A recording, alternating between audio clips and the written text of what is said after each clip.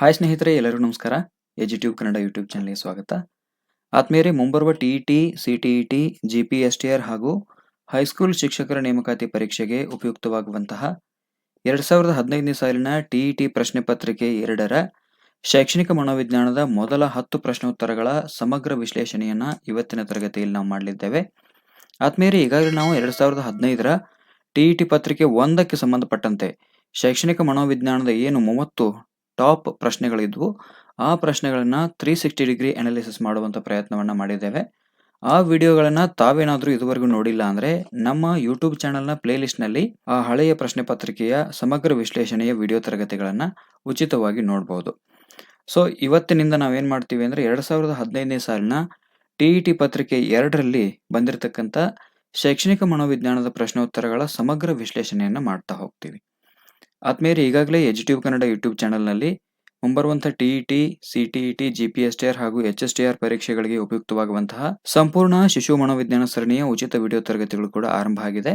So ಹೀಗಾಗಿ ಯಾರೆಲ್ಲ ಟಿ.ಇ.ಟಿ ಪರೀಕ್ಷೆಗಾಗಿ ಸಿ.ಟಿ.ಇ.ಟಿ, ಜಿ.ಪಿ.ಎಸ್.ಟಿ.ಆರ್ ಹಾಗೂ ಎಚ್.ಎಸ್.ಟಿ.ಆರ್ ಪರೀಕ್ಷೆಗೆ ಪ್ರಿಪೇರ್ ಆಗ್ತಿದ್ದೀರಿ, ಅವರು ಈಗಲೇ ನಮ್ಮ ಯೂಟ್ಯೂಬ್ ಚಾನಲ್ಗೆ ಸಬ್ಸ್ಕ್ರೈಬ್ ಮಾಡ್ಕೊಳ್ಳಿ. ಹಾಗೆಯೇ ಪಕ್ಕದಲ್ಲಿ ಕಾಣುವಂತಹ ಬೆಲ್ ಬಟನ್ ಮೇಲೆ ಕ್ಲಿಕ್ ಮಾಡಿ ಆಲ್ ನೋಟಿಫಿಕೇಶನ್ ಅನ್ನು ಸೆಲೆಕ್ಟ್ ಮಾಡ್ಕೊಂಡ್ರಿ ಅಂದ್ರೆ ನಮ್ಮ ಯೂಟ್ಯೂಬ್ ಚಾನಲ್ನಲ್ಲಿ ಅಪ್ಲೋಡ್ ಆಗುವಂತಹ ಎಲ್ಲ ಹೊಸ ತರಗತಿಗಳ ನೋಟಿಫಿಕೇಶನ್ಗಳು ನಿಮ್ಮ ಮೊಬೈಲ್ಗೆ ಉಚಿತವಾಗಿ ಬರುತ್ತೆ. ಹಾಗೆಯೇ ನಮ್ಮ ವೆಬ್ಸೈಟ್ ಆಗಿರುವಂತಹ www.edutubekannada.comಗೆ ಪ್ರತಿನಿತ್ಯ ಭೇಟಿ ನೀಡುವ ಮೂಲಕ ಎಲ್ಲ ಸ್ಪರ್ಧಾತ್ಮಕ ಪರೀಕ್ಷೆಗಳಿಗೆ ಉಚಿತವಾಗಿರ್ತಕ್ಕಂಥ PDF ನೋಟ್ಸ್ಗಳನ್ನು ಡೌನ್ಲೋಡ್ ಮಾಡ್ಕೋಬಹುದು. ಹಾಗೆಯೇ ನಮ್ಮ ಟೆಲಿಗ್ರಾಮ್ ಚಾನಲ್ಗೂ ಕೂಡ ತಾವು ಜಾಯಿನ್ ಆಗ್ಬೋದು. ಹಾಗೆಯೇ share chat, daily hunt, Google ನ್ಯೂಸ್ನಲ್ಲಿಯೂ ಕೂಡ ಎಜುಟ್ಯೂಬ್ ಕನ್ನಡ ನಿಮಗೆ ಸಿಗುತ್ತೆ. ಅಲ್ಲಿಂದ ಕೂಡ ತಾವು ಎಲ್ಲ ಅಪ್ಡೇಟ್ಸ್ಗಳನ್ನು ಪ್ರತಿನಿತ್ಯ ಪಡ್ಕೋಬಹುದು.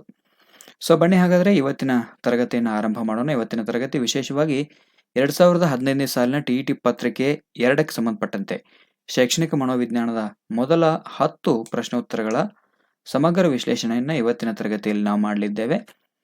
ಇವತ್ತಿನ ಈ ವಿಡಿಯೋ ತರಗತಿಯ ವಿಶೇಷತೆಯನ್ನು ನಾನು ಮೊದಲಿಗೆ ನಿಮಗೆ ಹೇಳ್ಬಿಡ್ತೀನಿ.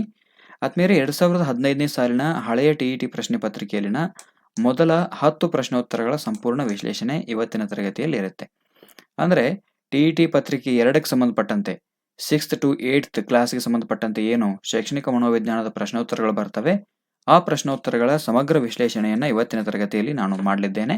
ಈ ಪ್ರಶ್ನೆ ಪತ್ರಿಕೆಯ ಸಮಗ್ರ ವಿಶ್ಲೇಷಣೆಯಲ್ಲಿ ಇರತಕ್ಕಂಥ 4 ಆಯ್ಕೆಗಳ ಸಮಗ್ರ ವಿಶ್ಲೇಷಣೆಯನ್ನು ನಿಮ್ಮ ಮುಂದೆ ನಾನು ಮಾಡ್ತಾ ಹೋಗ್ತೀನಿ. ಸಂಭವನೀಯ ಪ್ರಶ್ನೆಗಳ ಮಾಹಿತಿಯನ್ನು ನಾನು ನಿಮಗೆ ಕೊಡ್ತಾ ಹೋಗ್ತೀನಿ. ಒಂದು ವಿಡಿಯೋ ಹಲವು ಪರಿಹಾರ. ಈಗಾಗಲೇ ನೀವು 2015ನೇ ಸಾಲಿನ ಟಿ.ಇ.ಟಿ ಪತ್ರಿಕೆ 1ಕ್ಕೆ ಸಂಬಂಧಪಟ್ಟಂತೆ ಅದರಲ್ಲಿ ಬಂದಿರತಕ್ಕಂಥ ಶಿಶು ಮನೋವಿಜ್ಞಾನದ ಪ್ರಶ್ನೋತ್ತರಗಳನ್ನು ಮತ್ತು ಅಲ್ಲಿ ನೀಡಿರುವಂತಹ ಸಮಗ್ರ ವಿಶ್ಲೇಷಣೆಯನ್ನು ತಾವು ಸರಿಯಾಗಿ ಕೇಳ್ಕೊಂಡಿದ್ರಿ, ಸರಿಯಾಗಿ ನೋಟ್ ಮಾಡ್ಕೊಂಡಿದ್ರಿ ಅಂದರೆ ಇವತ್ತಿನ ತರಗತಿಯಲ್ಲಿ ಬರ್ತಕ್ಕಂಥ ಏನು 10 ಪ್ರಶ್ನೆಗಳ ಬಗ್ಗೆ ನಾನು ಎಕ್ಸ್ಪ್ಲನೇಷನ್ ಕೊಡ್ತಾ ಹೋಗ್ತೀನಿ, ಅದನ್ನು ನಾನು ಹೇಳೋಕ್ಕಿಂತ ಮುಂಚೆ ನೀವೇನೇ ಹೇಳ್ತೀರಿ. ಅಷ್ಟು ಡೀಟೇಲ್ ಆಗಿರ್ತಕ್ಕಂಥ ಮಾಹಿತಿಯನ್ನು ನಾನು ಹಿಂದಿನ ತರಗತಿಯಿಂದ ಕೊಡ್ತಾ ಬರ್ತಾ ಇದ್ದೀನಿ. ಬಹುಶಃ ಕರ್ನಾಟಕದಲ್ಲಿ ಮೊಟ್ಟ ಮೊದಲ ಪ್ರಯತ್ನ ಅಂತಾನೆ ಹೇಳ್ಬೋದು ಇದು. ಯಾಕಂದರೆ ಬಹಳಷ್ಟು ಡೀಟೇಲ್ ಆಗಿ ಸುಮ್ಮನೆ ಬರೆದು ಹೇಳೋದಲ್ಲ ಇದು. ನಾನು ಬಹಳಷ್ಟು ಇನ್ಫಾರ್ಮೇಷನ್ನ ಕಲೆಕ್ಟ್ ಮಾಡಿಕೊಂಡು ನಿಮಗೆ ಅದನ್ನು PPT ಮೂಲಕನೇ ಪ್ರೆಸೆಂಟ್ ಮಾಡ್ತಾ ಹೋಗೋದ್ರಿಂದಾಗಿ ನೀವು ಈಸಿಯಾಗಿ ಅದನ್ನು ನೋಟ್ ಮಾಡ್ಕೋಬೋದು. ಬರೇ ಬಾಯಿ ಮಾತಿನಿಂದ ಹೇಳೋದ್ರಿಂದಾಗಿ ನೀವು ಅದನ್ನು ಕೇಳಿ ಬಿಡ್ತೀರಿ ಹೊರತಾಗಿ ಇಲ್ಲಿ PPT ಪ್ರೆಸೆಂಟೇಷನ್ ಮೂಲಕ ನಾನು ಅದನ್ನು ನಿಮಗೆ ತೋರಿಸ್ತಾ ಹೋಗೋದ್ರಿಂದ, ಅದನ್ನು ಎಕ್ಸ್ಪ್ಲನೇಷನ್ ಮಾಡ್ತಾ ಹೋಗೋದ್ರಿಂದ ನೀವು ಅದನ್ನು ಸುಲಭವಾಗಿ ನೋಟ್ ಕೂಡ ಮಾಡ್ಕೋಬೋದು. ಜೊತೆಗೆ ನಿಮ್ಮ ಪರೀಕ್ಷೆಗೆ ಇದು ಬಹಳಷ್ಟು ತಯಾರಿಯನ್ನು ಮಾಡಿಕೊಡುತ್ತೆ ಅಂತಲೇ ಹೇಳ್ಬೋದು. ಸೊ ಮುಂಬರುವಂಥ ಟಿ.ಇ.ಟಿ, ಸಿ.ಟಿ.ಇ.ಟಿ, ಜಿ.ಪಿ.ಎಸ್.ಟಿ.ಆರ್ ಹಾಗೂ ಎಚ್.ಎಸ್.ಟಿ.ಆರ್ ಪರೀಕ್ಷೆಗೆ ಈ ವಿಡಿಯೋ ತರಗತಿ ಬಹಳಷ್ಟು ಉಪಯುಕ್ತ ಆಗಿರುತ್ತೆ. ಯಾಕಂದರೆ ಟಿ.ಇ.ಟಿ ಪರೀಕ್ಷೆಯಲ್ಲಾಗಿರ್ಬೋದು, ಜಿ.ಪಿ.ಎಸ್.ಟಿ.ಆರ್, ಎಚ್.ಎಸ್.ಟಿ.ಆರ್, ಸಿ.ಟಿ.ಇ.ಟಿ ಈ ಎಲ್ಲವುಗಳಲ್ಲಿ ಶಿಶು ಮನೋವಿಜ್ಞಾನಕ್ಕೆ ಸಂಬಂಧಪಟ್ಟಂತೆ ಕಡ್ಡಾಯವಾಗಿ ಪ್ರಶ್ನೆಗಳು ಬಂದೇ ಬರ್ತವೆ. ಹೀಗಾಗಿ 1 ಡಿಜಿಟ್ಗಳಲ್ಲಿ ಅಥವಾ 1 ಮಾರ್ಕ್ಸ್ 2 ಮಾರ್ಕ್ಸಲ್ಲಿ ಯಾರೆಲ್ಲ ನಾಟ್ ಕ್ವಾಲಿಫೈಡ್ ಆಗಿದ್ದಾರೆ ಟಿ.ಇ.ಟಿ ಪರೀಕ್ಷೆಯಲ್ಲಿ ಅವರಿಗೆ ಪ್ರತಿಯೊಂದು ಅಂಕವೂ ಕೂಡ ಬಹಳಷ್ಟು ಇಂಪಾರ್ಟೆಂಟ್ ಆಗಿರುತ್ತೆ. ಹೀಗಾಗಿ ಯಾವ ತರಗತಿಯನ್ನು ಕೂಡ ಮಿಸ್ ಮಾಡಬೇಡಿ, ಸ್ಕಿಪ್ ಮಾಡಬೇಡಿ. ತರಗತಿಯನ್ನು ನೋಡುವಂಥ ಸಂದರ್ಭದಲ್ಲಿ ಸ್ಕಿಪ್ ಮಾಡಿ ನೋಡಿದ್ರಿ ಅಂದರೆ ನಾನು ಏನು ಹೇಳ್ತಾ ಇದ್ದೀನಿ ಅನ್ನುವಂಥದ್ದು ನಿಮಗೆ ಅರ್ಥನೇ ಆಗೋದಿಲ್ಲ, ಲಿಂಕ್ ಕೂಡ ಇರೋದಿಲ್ಲ. ಅದು ಆದಷ್ಟು ಬೆಳಗಿನ ಜಾವದಲ್ಲಿ ಈ ವಿಡಿಯೋ ತರಗತಿಗಳನ್ನು ಅಥವಾ ಸಾಯಂಕಾಲ ನೀವು ಫ್ರೀ ಇದ್ದಾಗ ಇದನ್ನು ನೋಡಿ ನೋಟ್ ಮಾಡ್ಕೊಂಡ್ರಿ ಅಂದರೆ ನಿಮ್ಮ ಅಧ್ಯಯನಕ್ಕೆ ಇದು ಬಹಳಷ್ಟು ಸಹಕಾರಿ ಆಗುತ್ತೆ. ಸೊ ಸುಲಭವಾಗಿ ಮನೋವಿಜ್ಞಾನದ ಪ್ರಶ್ನೆಗಳಿಗೆ ಈ ವಿಡಿಯೋ ತರಗತಿಯನ್ನು ನೋಡೋದ್ರಿಂದ ತಾವು ಉತ್ತರಿಸಬಹುದು. ಬನ್ನಿ ಹಾಗಾದರೆ ತರಗತಿಯನ್ನು ಆರಂಭ ಮಾಡ್ತೀನಿ. ಆದ್ಮೇಲೆ ಇಲ್ಲಿ ಮೊದಲ ಪ್ರಶ್ನೆ ಇದೆ, 61ನೇ ಪ್ರಶ್ನೆ. ಇದು 2015ನೇ ಸಾಲಿನಲ್ಲಿ ನಡೆದಿರ್ತಕ್ಕಂಥ ಟಿ.ಇ.ಟಿ ಪತ್ರಿಕೆ 2ರಲ್ಲಿ ಬಂದಿರತಕ್ಕಂಥ 61ನೇ ಪ್ರಶ್ನೆ. ಇಲ್ಲಿ 61ನೇ ಪ್ರಶ್ನೆ ಏನಿದೆ ಅಂದ್ರೆ ಮೆದುಳನ್ನು ಕಾರ್ಯಪಟುತ್ವಗೊಳಿಸುವ ತಂತ್ರವನ್ನ ಈ ವಿದ್ಯಾರ್ಥಿಗಳಿಗೆ ಉಪಯೋಗಿಸುವರು. ಪ್ರಶ್ನೆ ನಂಬರ್ 61, ಮೆದುಳನ್ನು ಕಾರ್ಯಪಟುತ್ವಗೊಳಿಸುವ ತಂತ್ರವನ್ನ ಈ ವಿದ್ಯಾರ್ಥಿಗಳಿಗೆ ಉಪಯೋಗಿಸುವರು. ಆಯ್ಕೆ 1 ಮಂದಗತಿಯಲ್ಲಿ ಕಲಿಯುವವರು, ಆಯ್ಕೆ 2 ಸೃಜನಶೀಲ ಮಕ್ಕಳು, ಆಯ್ಕೆ 3 ಮಾನಸಿಕ ಸವಾಲುಳ್ಳ ಮಕ್ಕಳು, ಆಯ್ಕೆ 4 ಶೈಕ್ಷಣಿಕವಾಗಿ ಹಿಂದುಳಿದ ಮಕ್ಕಳು. ಆತ್ಮೀಯರೇ, ಇಲ್ಲಿ ಮೆದುಳನ್ನು ಕಾರ್ಯಪಟುತ್ವಗೊಳಿಸುವ ತಂತ್ರವನ್ನ ಈ ಕೆಳಗಿನ ಯಾವ ವಿದ್ಯಾರ್ಥಿಗಳಿಗೆ ಉಪಯೋಗಿಸ್ತಾರೆ ಅಂತ ಪ್ರಶ್ನೆ ಇದೆ. ಪ್ರಶ್ನೆ ನಂಬರ್ 61ಕ್ಕೆ ನಿಮಗೆ ಉತ್ತರ ಗೊತ್ತಿತ್ತು ಅಂದ್ರೆ ದಯವಿಟ್ಟು ಪ್ರಶ್ನೆ ನಂಬರ್ 61ಅನ್ನು ಹಾಕಿ ಕಾಮೆಂಟ್ನಲ್ಲಿ ನಿಮ್ಮ ಉತ್ತರವನ್ನ ನಮಗೆ ತಿಳಿಸಬಹುದು. ಈ 4 ಆಯ್ಕೆಗಳಲ್ಲಿ 61ನೇ ಪ್ರಶ್ನೆಗೆ ಉತ್ತರ ಯಾವುದು ಅನ್ನುವಂಥದ್ದನ್ನ ತಾವುಗಳು ಕಾಮೆಂಟ್ ಮೂಲಕ ನಮಗೆ ತಿಳಿಸಬಹುದು. ಎಸ್ ಆದ್ಮೇಲೆ ಇದಕ್ಕೆ ಸರಿಯಾಗಿರ್ತಕ್ಕಂಥ ಉತ್ತರ ಆಯ್ಕೆ 2 ಸೃಜನಶೀಲ ಮಕ್ಕಳು. ಸೃಜನಶೀಲ ಮಕ್ಕಳಿಗೆ ಏನ್ ಮಾಡಲಾಗುತ್ತೆ ಅಂದ್ರೆ ಕಾರ್ಯಪಟುತ್ವಗೊಳಿಸುವಂತ ತಂತ್ರವನ್ನ ಉಪಯೋಗಿಸಲಾಗತ್ತೆ. ಮಂದಗತಿಯಲ್ಲಿ ಕಲಿಯುವಂಥವರಿಗೆ ಈ ತಂತ್ರವನ್ನು ಉಪಯೋಗಿಸೋದಿಲ್ಲ. ಮಾನಸಿಕ ಸವಾಲುಳ್ಳ ಮಕ್ಕಳಿಗೂ ಕೂಡ ಈ ತಂತ್ರವನ್ನ ಬಳಕೆ ಮಾಡ್ಕೊಳ್ಳೋದಿಲ್ಲ. ಶೈಕ್ಷಣಿಕವಾಗಿ ಹಿಂದುಳಿದಿರ್ತಕ್ಕಂಥ ಮಕ್ಕಳಿಗೂ ಕೂಡ ಈ ಮೆದುಳನ್ನು ಕಾರ್ಯಪಟುತ್ವಗೊಳಿಸುವಂತ ತಂತ್ರ ಬ್ರೈನ್ ಸ್ಟಾರ್ಮಿಂಗ್ ಅಂತ ಏನ್ ಕರೀತಾರೆ ಅದನ್ನ ಸೃಜನಶೀಲ ಮಕ್ಕಳಿಗೆ ಉಪಯೋಗಿಸ್ತಾರೆ ಅನ್ನುವಂಥದ್ದು. ಇದಕ್ಕೆ ಸಂಬಂಧಪಟ್ಟಂತೆ ಸ್ವಲ್ಪ ವಿವರಣೆಯನ್ನು ಕೂಡ ನಾನು ನಿಮಗೆ ಹೇಳ್ತಾ ಹೋಗ್ತೀನಿ. ಆದ್ಮೇಲೆ ಈಗಾಗಲೇ ನಾವು ಹಿಂದಿನ ತರಗತಿಯಲ್ಲಿ ಸೃಜನಶೀಲತೆ ಅಂದ್ರೆ ಏನು, ಕ್ರಿಯೇಟಿವಿಟಿ ಅಂದ್ರೆ ಏನು ಅನ್ನುವಂಥದ್ದನ್ನ 2015ನೇ ಸಾಲಿನ TET ಪತ್ರಿಕೆ 1ಕ್ಕೆ ಸಂಬಂಧಪಟ್ಟಂತೆ ಹೇಳುವಂತ ಸಂದರ್ಭದಲ್ಲಿ ಇದನ್ನ ಬಹಳಷ್ಟು ಡೀಟೇಲ್ ಆಗಿ ಹೇಳಿದ್ದೇನೆ. ಸೃಜನಶೀಲತೆ ಅಂದ್ರೆ ಏನು? ಸ್ಟರ್ನ್ ಮತ್ತು ಕರೋವಿಸ್ಕಿ ಅವರ ಪ್ರಕಾರ ಪೂರ್ಣ ಇಲ್ಲವೇ ಭಾಗಶಃ ಸ್ವಂತಿಕೆಯುಳ್ಳ ಉತ್ಪಾದನೆಯೇ ಸೃಜನಶೀಲತೆ. ಅಂದ್ರೆ ಸಂಪೂರ್ಣವಾಗಿ ಹೊಸದು ಅಥವಾ ಆಲ್ರೆಡಿ ಇರ್ತಕ್ಕಂಥದ್ರಲ್ಲಿ ಸ್ವಲ್ಪ ಏನ್ ಮಾಡೋದು ಅಂದ್ರೆ ಮಾಡಿಫೈ ಮಾಡುವಂಥದ್ದನ್ನ ನಾವು ಸೃಜನಶೀಲತೆ ಅಂತ ಕರಿತೀವಿ. ಸೃಜನಶೀಲತೆ ಅಂದ್ರೆ ಪೂರ್ಣ ಇಲ್ಲವೇ ಭಾಗಶಃ ಸ್ವಂತಿಕೆಯುಳ್ಳ ಉತ್ಪಾದನೆ ಆಗಿರುವಂಥದ್ದು, ಅದನ್ನೇ ನಾವು ಸೃಜನಶೀಲತೆ ಅಂತ ಕರಿತೀವಿ. ಇನ್ನು JP ಗಿಲ್ಫರ್ಡ್ ಸೃಜನಶೀಲತೆಯನ್ನು ಮುಖ್ಯವಾಗಿ 2 ವಿಭಾಗ ಮಾಡ್ತಾರೆ. ಏಕಾಗ್ರಮುಖಿ ಚಿಂತನೆ, ವಿಭಿನ್ನಮುಖಿ ಚಿಂತನೆ ಅಂತ ವಿಂಗಡಣೆ ಮಾಡ್ತಾರೆ. ಇನ್ನು ಸೃಜನಶೀಲತೆಯನ್ನ ಮೆದುಳಿನ ಕಾರ್ಯಪಟುತ್ವಗೊಳಿಸುವಿಕೆಯ ಮೂಲಕ ಹೆಚ್ಚಿಸಬಹುದು ಅನ್ನುವಂಥ ಅಂಶ ಕೂಡ ನಮಗೆ ನೆನಪಿರಬೇಕು. ಇದನ್ನ ನಾನು ಹಿಂದಿನ ತರಗತಿಯಲ್ಲೂ ಕೂಡ ಹೇಳಿದ್ದೆ. ಮೆದುಳಿನ ಕಾರ್ಯಪಟುತ್ವಗೊಳಿಸುವಿಕೆಯ ತಂತ್ರವನ್ನ ಸೃಜನಶೀಲ ಮಕ್ಕಳಲ್ಲಿ ನಾವು ಬಳಸಬೇಕಾಗತ್ತೆ. ಇದಿಷ್ಟು ಮೆದುಳಿನ ಕಾರ್ಯಪಟುತ್ವಗೊಳಿಸುವಿಕೆ ಬ್ರೈನ್ ಸ್ಟಾರ್ಮಿಂಗ್ ಅನ್ನುವಂಥದ್ದು ಸೃಜನಶೀಲ ಮಕ್ಕಳಿಗೆ ನಡೆಸುವಂಥದ್ದಾದ್ರೆ, ಇನ್ನು ಅಪವಾದಾತ್ಮಕ ಮಕ್ಕಳ ಬಗ್ಗೆ ಸ್ವಲ್ಪ ನಾವು ತಿಳ್ಕೊಂಡ್ಬಿಡೋಣ. ಬುದ್ಧಿಮಾಂದ್ಯ ಮಕ್ಕಳ ಶೈಕ್ಷಣಿಕ ವರ್ಗೀಕರಣ 25ರಿಂದ 75ರ IQ ಹೊಂದಿರತಕ್ಕಂಥ ಮಕ್ಕಳನ್ನ ನಾವು ಬುದ್ಧಿಮಾಂದ್ಯ ಮಕ್ಕಳು ಅಂತ ಕರಿತೀವಿ. ಇದರಲ್ಲಿ ಮತ್ತೆ ನಾವು ಡಿವೈಡ್ ಮಾಡ್ಕೊಳ್ತಾ ಹೋಗ್ತೀವಿ. ಅದರಲ್ಲಿ ಮೊದಲನೇದು ಆಶ್ರಿತ ಮಾನಸಿಕ ನ್ಯೂನತೆ ಉಳ್ಳವರು. ಇವರು 25ಕ್ಕಿಂತ ಕಡಿಮೆ ಬುದ್ಧಿಶಕ್ತಿ ಸೂಚ್ಯಂಕವನ್ನ IQ ಹೊಂದಿರ್ತಾರೆ. ಅದಾದ ನಂತರ ತರಬೇತಿ ಪಡೆಯಬಲ್ಲ ಮಾನಸಿಕ ನ್ಯೂನತೆ ಉಳ್ಳವರು 25ರಿಂದ 50 IQ ಹೊಂದಿರತಕ್ಕಂಥವ್ರನ್ನ ನಾವು ತರಬೇತಿ ಪಡೆಯಬಲ್ಲ ಮಾನಸಿಕ ನ್ಯೂನತೆ ಉಳ್ಳವರು ಅಂತ ಕರಿತೀವಿ. ಶಿಕ್ಷಣಾರ್ಹ ಮಾನಸಿಕ ನ್ಯೂನತೆ ಉಳ್ಳವರು 50ರಿಂದ 75 IQ ಹೊಂದಿದಂಥವ್ರನ್ನ ಶಿಕ್ಷಣಾರ್ಹ ಮಾನಸಿಕ ನ್ಯೂನತೆ ಉಳ್ಳವರು ಅಂತ ಕರಿತೀವಿ. ಇನ್ನು ಪ್ರತಿಭಾವಂತರು, ಹ್ಯಾವಿಘರ್ಸ್ಟ್ ಅವರ ಪ್ರಕಾರ ಒಂದು ಉಪಯುಕ್ತ ಕ್ಷೇತ್ರದಲ್ಲಿ ನಿರಂತರವಾಗಿ ವಿಶಿಷ್ಟ ಸಾಧನೆ ತೋರಬಲ್ಲ ವ್ಯಕ್ತಿಯೇ ಪ್ರತಿಭಾವಂತ ಅಂತ ಹ್ಯಾವಿಘರ್ಸ್ಟ್ ಅವರು ಹೇಳ್ತಾರೆ. ಟರ್ಮನ್ ಮತ್ತು ಮೇರಿಲ್ ಅವರ ಪ್ರಕಾರ ಒಬ್ಬ ವ್ಯಕ್ತಿಯ ಬುದ್ಧಿಲಬ್ಧ 140ಕ್ಕಿಂತ ಹೆಚ್ಚಿದ್ದು ಅತಿ ಉನ್ನತ ಮಟ್ಟದ ಜ್ಞಾನಾತ್ಮಕ ಕಾರ್ಯನಿರ್ವಹಣಾ ಸಾಮರ್ಥ್ಯವನ್ನ ಹೊಂದಿರ್ತಾನೋ ಆ ವ್ಯಕ್ತಿಯನ್ನ ಪ್ರತಿಭಾವಂತ ಅಂತ ಟರ್ಮನ್ ಮತ್ತು ಮೇರಿಲ್ ಅವರು ಕರೀತಾರೆ. ಅಂದ್ರೆ ಯಾವ ವ್ಯಕ್ತಿಯ IQ 140ಕ್ಕಿಂತ ಜಾಸ್ತಿ ಇದೆ ಆತ ಪ್ರತಿಭಾವಂತ ಅಂತ ಟರ್ಮನ್ ಮತ್ತು ಮೇರಿಲ್ ಅವರು ಹೇಳ್ತಾರೆ. ಹಾಗೆ ಅವರಲ್ಲಿ ಉನ್ನತ ಮಟ್ಟದ ಜ್ಞಾನಾತ್ಮಕ ಕಾರ್ಯನಿರ್ವಹಣಾ ಸಾಮರ್ಥ್ಯ ಕೂಡ ಇರುತ್ತೆ ಅಂತ ಟರ್ಮನ್ ಮತ್ತು ಮೇರಿಲ್ ಅವರು ಅಭಿಪ್ರಾಯ ಪಡ್ತಾರೆ. ಇನ್ನು ಪ್ರತಿಭಾವಂತರಿಗೆ ಸಂಪದ್ಭರಿತ ಕಾರ್ಯಕ್ರಮಗಳನ್ನ ಏರ್ಪಡಿಸುವುದು ಜೊತೆಗೆ ವೇಗವರ್ಧನ ವಿಧಾನ ಇವುಗಳನ್ನ ಬಳಸಬೇಕಾಗತ್ತೆ. ಅಲ್ಲಿ ಯಾವ ರೀತಿ ನಾವು ಸೃಜನಶೀಲರಿಗೆ ಬ್ರೈನ್ ಸ್ಟಾರ್ಮಿಂಗ್ ಅನ್ನುವಂತ ತಂತ್ರವನ್ನು ಬಳಸ್ತೀವಿ, ಅಂದ್ರೆ ಮೆದುಳನ್ನ ಕಾರ್ಯಪಟುತ್ವಗೊಳಿಸುವಂತ ತಂತ್ರವನ್ನು ಬಳಸ್ತೀವಿ, ಹಾಗೆಯೇ ಪ್ರತಿಭಾವಂತರಿಗೆ ಏನ್ ಮಾಡ್ಬೇಕಾಗತ್ತೆ ಅಂದ್ರೆ ಸಂಪದ್ಭರಿತ ಕಾರ್ಯಕ್ರಮಗಳನ್ನ ಏರ್ಪಡಿಸೋದು ಜೊತೆಗೆ ವೇಗವರ್ಧನ ವಿಧಾನಗಳನ್ನ ಪ್ರತಿಭಾವಂತರಿಗೆ ಬಳಸ್ಕೋಬೇಕಾಗತ್ತೆ. ಯಾಕಂದ್ರೆ ಅವರು ಪ್ರತಿಭಾವಂತರು 140ಕ್ಕಿಂತ ಜಾಸ್ತಿ IQ ಹೊಂದಿರ್ತಾರೆ. ಅವರಿಗೆ ವಿಶಿಷ್ಟವಾಗಿರ್ತಕ್ಕಂಥ ಕಾರ್ಯಕ್ರಮಗಳನ್ನ ಶಿಕ್ಷಕರಾದಂಥವ್ರು ಏನ್ ಮಾಡ್ಬೇಕಾಗತ್ತೆ ಅಂದ್ರೆ ಏರ್ಪಡಿಸಬೇಕಾಗತ್ತೆ. ಜೊತೆಗೆ ವೇಗವರ್ಧನ ವಿಧಾನವನ್ನು ಕೂಡ ಪ್ರತಿಭಾವಂತರಿಗೆ ಬಳಸಬೇಕು. ಏನ್ ಹಾಗಾದ್ರೆ ವೇಗವರ್ಧನ ಅಂದ್ರೆ, ಈಗ 1ನೇ ತರಗತಿಯ ಮಗು 2ನೇ ತರಗತಿಗಿಂತ ಹೆಚ್ಚಿನ ಮಗುವಿನ IQ ಹೊಂದಿರ್ತಾನೆ ಅಂದ್ರೆ ಆತನ ನೇರವಾಗಿ 3ನೇ ಕ್ಲಾಸ್ಗೆ ಅಥವಾ 2ನೇ ಕ್ಲಾಸ್ಗೆ ಏನ್ ಮಾಡ್ಬೇಕು ಅಂದ್ರೆ ವೇಗವರ್ಧನ ಮಾಡಿ ಆತನನ್ನ ತೇರ್ಗಡೆಗೊಳಿಸುವಂತದ್ದಾಗಿರ್ಬೋದು. ಇವುಗಳನ್ನ ನಾವು ವೇಗವರ್ಧನ ಅಂತ ಕರಿತೀವಿ. ಇನ್ನು ನಿಧಾನವಾಗಿ ಕಲಿಯುವಂಥವರು ಸ್ಲೋ ಲರ್ನರ್ಸ್ ಅಂತ ಕರೀತಾರೆ. ಸಿರಿಲ್ ಬರ್ಟ್ ಅವರ ಪ್ರಕಾರ ಶಾಲಾ ಹಂತದಲ್ಲಿ ಅವನ ವಯಸ್ಸಿಗೆ ಅನುಗುಣವಾದ ತರಗತಿಗಿಂತ ಕೆಳಗಿನ ತರಗತಿಯ ಕೆಲಸವನ್ನ ಮಾಡಲಾಗದವರೇ ಕಲಿಕೆಯಲ್ಲಿ ಹಿಂದುಳಿದವರು ಅಥವಾ ಮಂದಗಾಮಿಗಳು ಅಂತ ಕರೀತಾರೆ.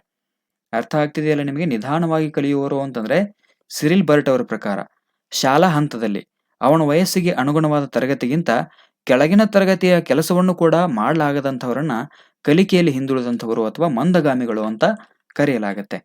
ಇನ್ನು ನಿಧಾನವಾಗಿ ಕಲಿಯುವಂಥವರು. ಈ ನಿಧಾನವಾಗಿ ಕಲಿಯುವಂಥವರ IQ ಎಷ್ಟಿರುತ್ತೆ ಅಂದರೆ 75ರಿಂದ 90 IQ ಅನ್ನು ಹೊಂದಿರ್ತಾರೆ ಇವರು. ಮಂದಗಾಮಿಗಳಿಗೆ ಸ್ಥಿತಿಸ್ಥಾಪಕ ಪಠ್ಯಕ್ರಮವನ್ನು ರಚಿಸಿ ಬೋಧಿಸಬೇಕಾಗತ್ತೆ. ಇದು ನಿಮಗೆ ನೆನಪಿರಬೇಕು.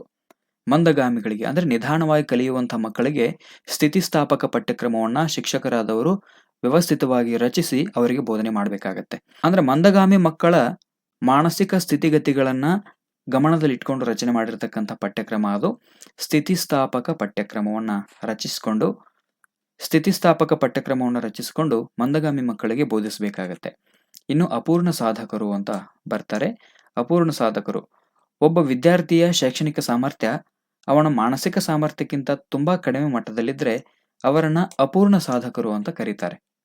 ಒಬ್ಬ ವಿದ್ಯಾರ್ಥಿಯ ಶೈಕ್ಷಣಿಕ ಸಾಮರ್ಥ್ಯ ಅಂದ್ರೆ ಶಾಲಾ ಸಾಮರ್ಥ್ಯ ಅವನ ಮಾನಸಿಕ ಸಾಮರ್ಥ್ಯಕ್ಕಿಂತ ತುಂಬಾ ಕಡಿಮೆ ಮಟ್ಟದಲ್ಲಿತ್ತು ಅಂತಂದ್ರೆ ಅಂಥವರನ್ನ ಅಪೂರ್ಣ ಸಾಧಕರು ಅಂತ ಕರೀತಾರೆ. ಇನ್ನು ಕಲಿಕೆಯ ಸವಾಲುಗಳುಳ್ಳವರು.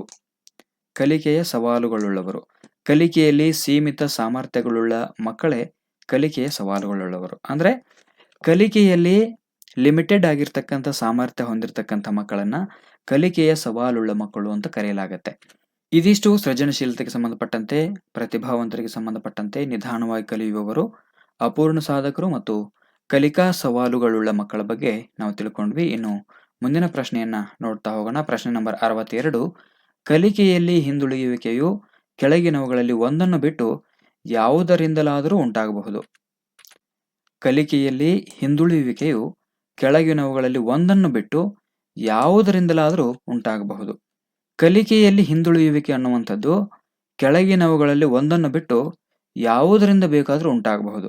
ಆದರೆ ಕಲಿಕೆಯ ಹಿಂದುಳಿಯುವಿಕೆಗೆ 4 ಕಾರಣಗಳನ್ನು ಕೊಟ್ಟಿದ್ದಾರೆ. ಆ 4 ಕಾರಣಗಳಲ್ಲಿ ಒಂದು ಕಾರಣವನ್ನು ಬಿಟ್ಟು ಉಳಿದ 3 ಕಾರಣಗಳಿಂದ ಕಲಿಕೆ ಹಿಂದುಳಿಕೆ ಆಗಬಹುದು ಅಂತ ಹೇಳ್ತಾರೆ. ಹಾಗಾದ್ರೆ ಆ ಒಂದು ಅಂಶ ಯಾವುದು? ಪ್ರಶ್ನೆ ನಂಬರ್ 62ಕ್ಕೆ ನಿಮಗೆ ಉತ್ತರ ಗೊತ್ತಿತ್ತು ಅಂದ್ರೆ ದಯವಿಟ್ಟು ಉತ್ತರವನ್ನ ಕಮೆಂಟ್ ಮಾಡಿ. ಇಲ್ಲಿ ಆಯ್ಕೆ 1 ಇದೆ ಶಿಕ್ಷಕರ ಬೋಧನಾ ರೀತಿಯಿಂದ, ಆಯ್ಕೆ 2 ಮಂದಬುದ್ಧಿಯಿಂದ, ಆಯ್ಕೆ 3 ಪ್ರಸವ ಪೂರ್ವ ಹಂತದಲ್ಲಿ ಮದ್ಯಪಾನ ಮಾಡುವುದರಿಂದ, ಶೈಶವಾವಸ್ಥೆಯಲ್ಲಿನ ಮಾನಸಿಕ ಕಾಯಿಲೆಯಿಂದ. ಇಲ್ಲಿ 4 ಆಯ್ಕೆಗಳನ್ನು ಕೊಟ್ಟಿದ್ದಾರೆ. ಈ 4 ಆಯ್ಕೆಗಳಲ್ಲಿ ಒಂದನ್ನ ಬಿಟ್ಟು ಯಾವುದರಿಂದಲಾದರೂ ಕಲಿಕೆಯಲ್ಲಿ ಹಿಂದುಳಿಯುವಿಕೆ ಅನ್ನುವಂಥದ್ದು ಉಂಟಾಗಬಹುದು. ಒಂದನ್ನು ಬಿಟ್ಟು ಯಾವುದರಿಂದಲಾದರೂ ಕಲಿಯುವಿಕೆಯಲ್ಲಿ ಹಿಂದುಳಿಕೆ ಉಂಟಾಗಬಹುದು ಅಂತ ಪ್ರಶ್ನೆ ಇದೆ. ಎಸ್, ಇದಕ್ಕೆ ನಿಮಗೆ ಸರಿಯಾದ ಉತ್ತರ ಗೊತ್ತಿತ್ತು ಅಂದ್ರೆ ದಯವಿಟ್ಟು ಉತ್ತರವನ್ನ ಕಾಮೆಂಟ್ ಮಾಡಿ. ಬರೀ ನಾನು ಹೇಳೋದಷ್ಟೇ ಅಲ್ಲ, ನೀವು ಕೂಡ ಇಂಟ್ರಾಕ್ಷನ್ ಮಾಡಬೇಕಾಗತ್ತೆ. ನೀವುಗಳು ಕೂಡ ಏನು ಮಾಡಬೇಕು, ನಿಮಗೆ ಇದಕ್ಕೆ ಸರಿಯಾಗಿರ್ತಕ್ಕಂಥ ಉತ್ತರವನ್ನು ನಾನು ಹೇಳೋದಕ್ಕಿಂತ ಮೊದಲು ನಿಮಗೆ ಈ ಪ್ರಶ್ನೆಗೆ ಸರಿಯಾಗಿರ್ತಕ್ಕಂಥ ಉತ್ತರ ಗೊತ್ತಿತ್ತು ಅಂದ್ರೆ ದಯವಿಟ್ಟು ಉತ್ತರವನ್ನ ಕಾಮೆಂಟ್ ಮಾಡಬಹುದು. ಎಸ್, ಇದಕ್ಕೆ ಸರಿಯಾಗಿರ್ತಕ್ಕಂಥ ಉತ್ತರ ಪ್ರಸವ ಪೂರ್ವ ಹಂತದಲ್ಲಿ ಮದ್ಯಪಾನ ಮಾಡೋದರಿಂದ. ಈ ಒಂದು ಅಂಶವನ್ನು ಬಿಟ್ಟರೆ ಉಳಿದಿರ್ತಕ್ಕಂಥ 3 ಅಂಶದಿಂದ ಏನಾಗಬಹುದು ಅಂದ್ರೆ ಕಲಿಕೆ ಹಿಂದುಳಿಯಬಹುದು. ಈ ಒಂದು ಹಂತವನ್ನು ಹೊರತುಪಡಿಸಿದರೆ ಉಳಿದಿರ್ತಕ್ಕಂಥ 3 ಅಂಶಗಳೇನಿದಾವೆ, ಈ 3 ಅಂಶಗಳಿಂದ ಕಲಿಕೆಯಲ್ಲಿ ಹಿಂದುಳಿಯುವಿಕೆ ಅನ್ನುವಂಥದ್ದು ಉಂಟಾಗಬಹುದು. ಹಾಗಾದ್ರೆ ಯಾವ ರೀತಿ? ಇದೊಂದು ಅಪ್ಲೈಡ್ ಕ್ವೆಶನ್ ಇದೆ, ಇದಕ್ಕೆ ಬಹಳಷ್ಟು ತಲೆ ಕೆಡಿಸ್ಕೊಳ್ಳುವಂತ ಅಗತ್ಯ ಇಲ್ಲ. ಕಲಿಕೆ ಹಿಂದುಳಿಬೇಕಾದ್ರೆ ಯಾವ ಅಂಶಗಳು ಕಾರಣ ಆಗತ್ತೆ ಅಂತ ಅಲ್ಲಿ ಪ್ರಶ್ನೆ ಇದೆ. ಎಸ್, ಶಿಕ್ಷಕರ ಬೋಧನಾ ರೀತಿಯಿಂದ. ಹೌದು, ಮಕ್ಕಳಿಗೆ ಪಾಠ ಮಾಡುವಂತ ಸಂದರ್ಭದಲ್ಲಿ ನಾವು ಹೇಳುವಂತ ಥಿಯರಿಗಳು ಅಥವಾ ನಾವು ಮಾಡುವಂತ ಪಾಠಗಳು ಮಕ್ಕಳ ವಯೋಮಾನಕ್ಕೆ ತಕ್ಕಂತೆ, ಮಕ್ಕಳ ಮಾನಸಿಕ ವಯೋಮಿತಿಗೆ ತಕ್ಕಂತೆ ಏನಾಗಿರ್ಬೇಕು ಅಂದ್ರೆ ರೂಪಿತಗೊಂಡಿರಬೇಕು. ಅರ್ಥ ಆಗ್ತಿದೆಯಲ್ಲ? ಶಿಕ್ಷಕರ ಬೋಧನಾ ರೀತಿ ಏನಾಗಬೇಕು ಅಂದ್ರೆ ಮಕ್ಕಳಿಗೆ ಹಿಡಿಸ್ಬೇಕು, ಆವಾಗ ಆ ಮಗು ಚೆನ್ನಾಗಿ ಕಲಿಯುತ್ತೆ. ಒಂದ್ ವೇಳೆ ಶಿಕ್ಷಕರ ಬೋಧನಾ ರೀತಿ ಉಪನ್ಯಾಸ ಪದ್ಧತಿಯನ್ನ ಮಾಡ್ಕೊಂಡು ಅವರು ಪಾಠ ಹೇಳ್ತಿದ್ರು, ಆಕ್ಟಿವಿಟಿ ಇಲ್ಲದೆ ಪಾಠ ಹೇಳ್ತಿದ್ರು ಅಂದ್ರೆ ಮಕ್ಕಳಿಗೆ ಅರ್ಥ ಆಗೋದಿಲ್ಲ. ಹೀಗಾಗಿ ಮಗು ಸಾಮಾನ್ಯವಾಗಿ ಕಲಿಕೆಯಲ್ಲಿ ಹಿಂದುಳಿಯುವಂತ ಸಾಧ್ಯತೆಗಳು ಇರುತ್ತೆ. ಇನ್ನು ಮಂದ ಬುದ್ಧಿಯಿಂದ. ಎಸ್, ಇದು ಅನುವಂಶೀಯವಾಗಿ ಬಂದಿರತಕ್ಕಂಥದ್ದು ಇರಬಹುದು ಅಥವಾ ಪರಿಸರಕ್ಕೆ ಸಂಬಂಧಪಟ್ಟಂತೆ ಕೂಡ ಬಂದಿರಬಹುದು.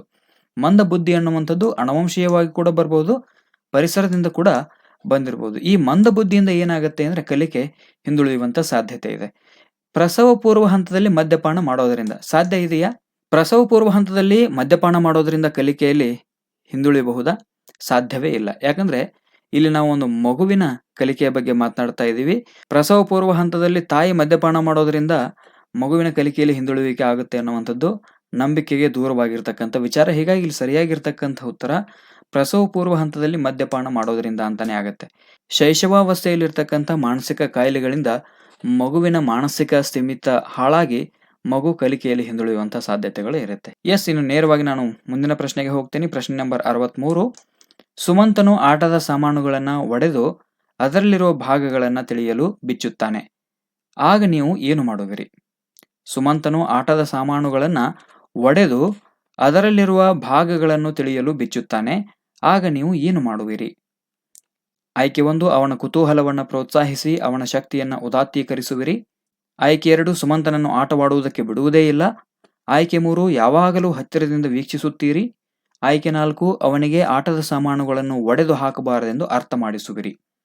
ಎಸ್, ಇದು ಅಪ್ಲೈಡ್ ಕ್ವೆಶನ್. ಇದು ಸೃಜನಶೀಲತೆಗೆ ಸಂಬಂಧಪಟ್ಟಂತೆ ಒಂದು ಅಪ್ಲೈಡ್ ಕ್ವೆಶನ್ ಬಂದಿದೆ. 63ನೇ ಪ್ರಶ್ನೆ, ಸುಮಂತನು ಆಟದ ಸಾಮಾನುಗಳನ್ನು ಒಡೆದು ಅದರಲ್ಲಿರುವ ಭಾಗಗಳನ್ನು ತಿಳಿಯಲು ಬಿಚ್ಚುತ್ತಾನೆ. ಆಗ ನೀವು ಏನು ಮಾಡ್ತೀರಿ? ಒಂದು ಮಗು ಆಟದ ಸಾಮಾನನ್ನು ಒಡೆದು ಅದರಲ್ಲಿ ಏನೇನು ಭಾಗ ಇದೆ ಅನ್ನುವಂಥದ್ದನ್ನು ನೋಡಲಿಕ್ಕೆ ಅದನ್ನು ಬಿಚ್ಚುತ್ತಾನೆ. ಆಗ ನೀವು ಏನು ಮಾಡ್ತೀರಿ? ಆಯ್ಕೆ 1, ಅವನ ಕುತೂಹಲವನ್ನು ಪ್ರೋತ್ಸಾಹಿಸಿ ಅವನ ಶಕ್ತಿಯನ್ನು ಉದಾತ್ತೀಕರಿಸುವಿರಿ. ಸುಮಂತನನ್ನು ಆಟವಾಡುವುದಕ್ಕೆ ಬಿಡುವುದೇ ಇಲ್ಲ. ಯಾವಾಗಲೂ ಹತ್ತಿರದಿಂದ ವೀಕ್ಷಿಸುತ್ತೀರಿ. ಅವನಿಗೆ ಆಟದ ಸಾಮಾನುಗಳನ್ನು ಒಡೆದು ಹಾಕಬಾರದೆಂದು ಅರ್ಥ ಮಾಡಿಸುವಿರಿ. ಇಲ್ಲಿ ಸರಿಯಾಗಿರ್ತಕ್ಕಂಥ ಉತ್ತರ ಪ್ರಶ್ನೆ ನಂಬರ್ 63ಕ್ಕೆ ಸರಿಯಾದ ಉತ್ತರ ನಿಮಗೆ ಗೊತ್ತಿತ್ತು ಅಂದರೆ ದಯವಿಟ್ಟು ಕಾಮೆಂಟ್ ಮೂಲಕ ತಿಳಿಸಬಹುದು. ಸ್ವಲ್ಪ ನಾನು ವೇಟ್ ಮಾಡ್ತೀನಿ ನೀವು ಕಾಮೆಂಟ್ ಮಾಡೋ ತನಕ.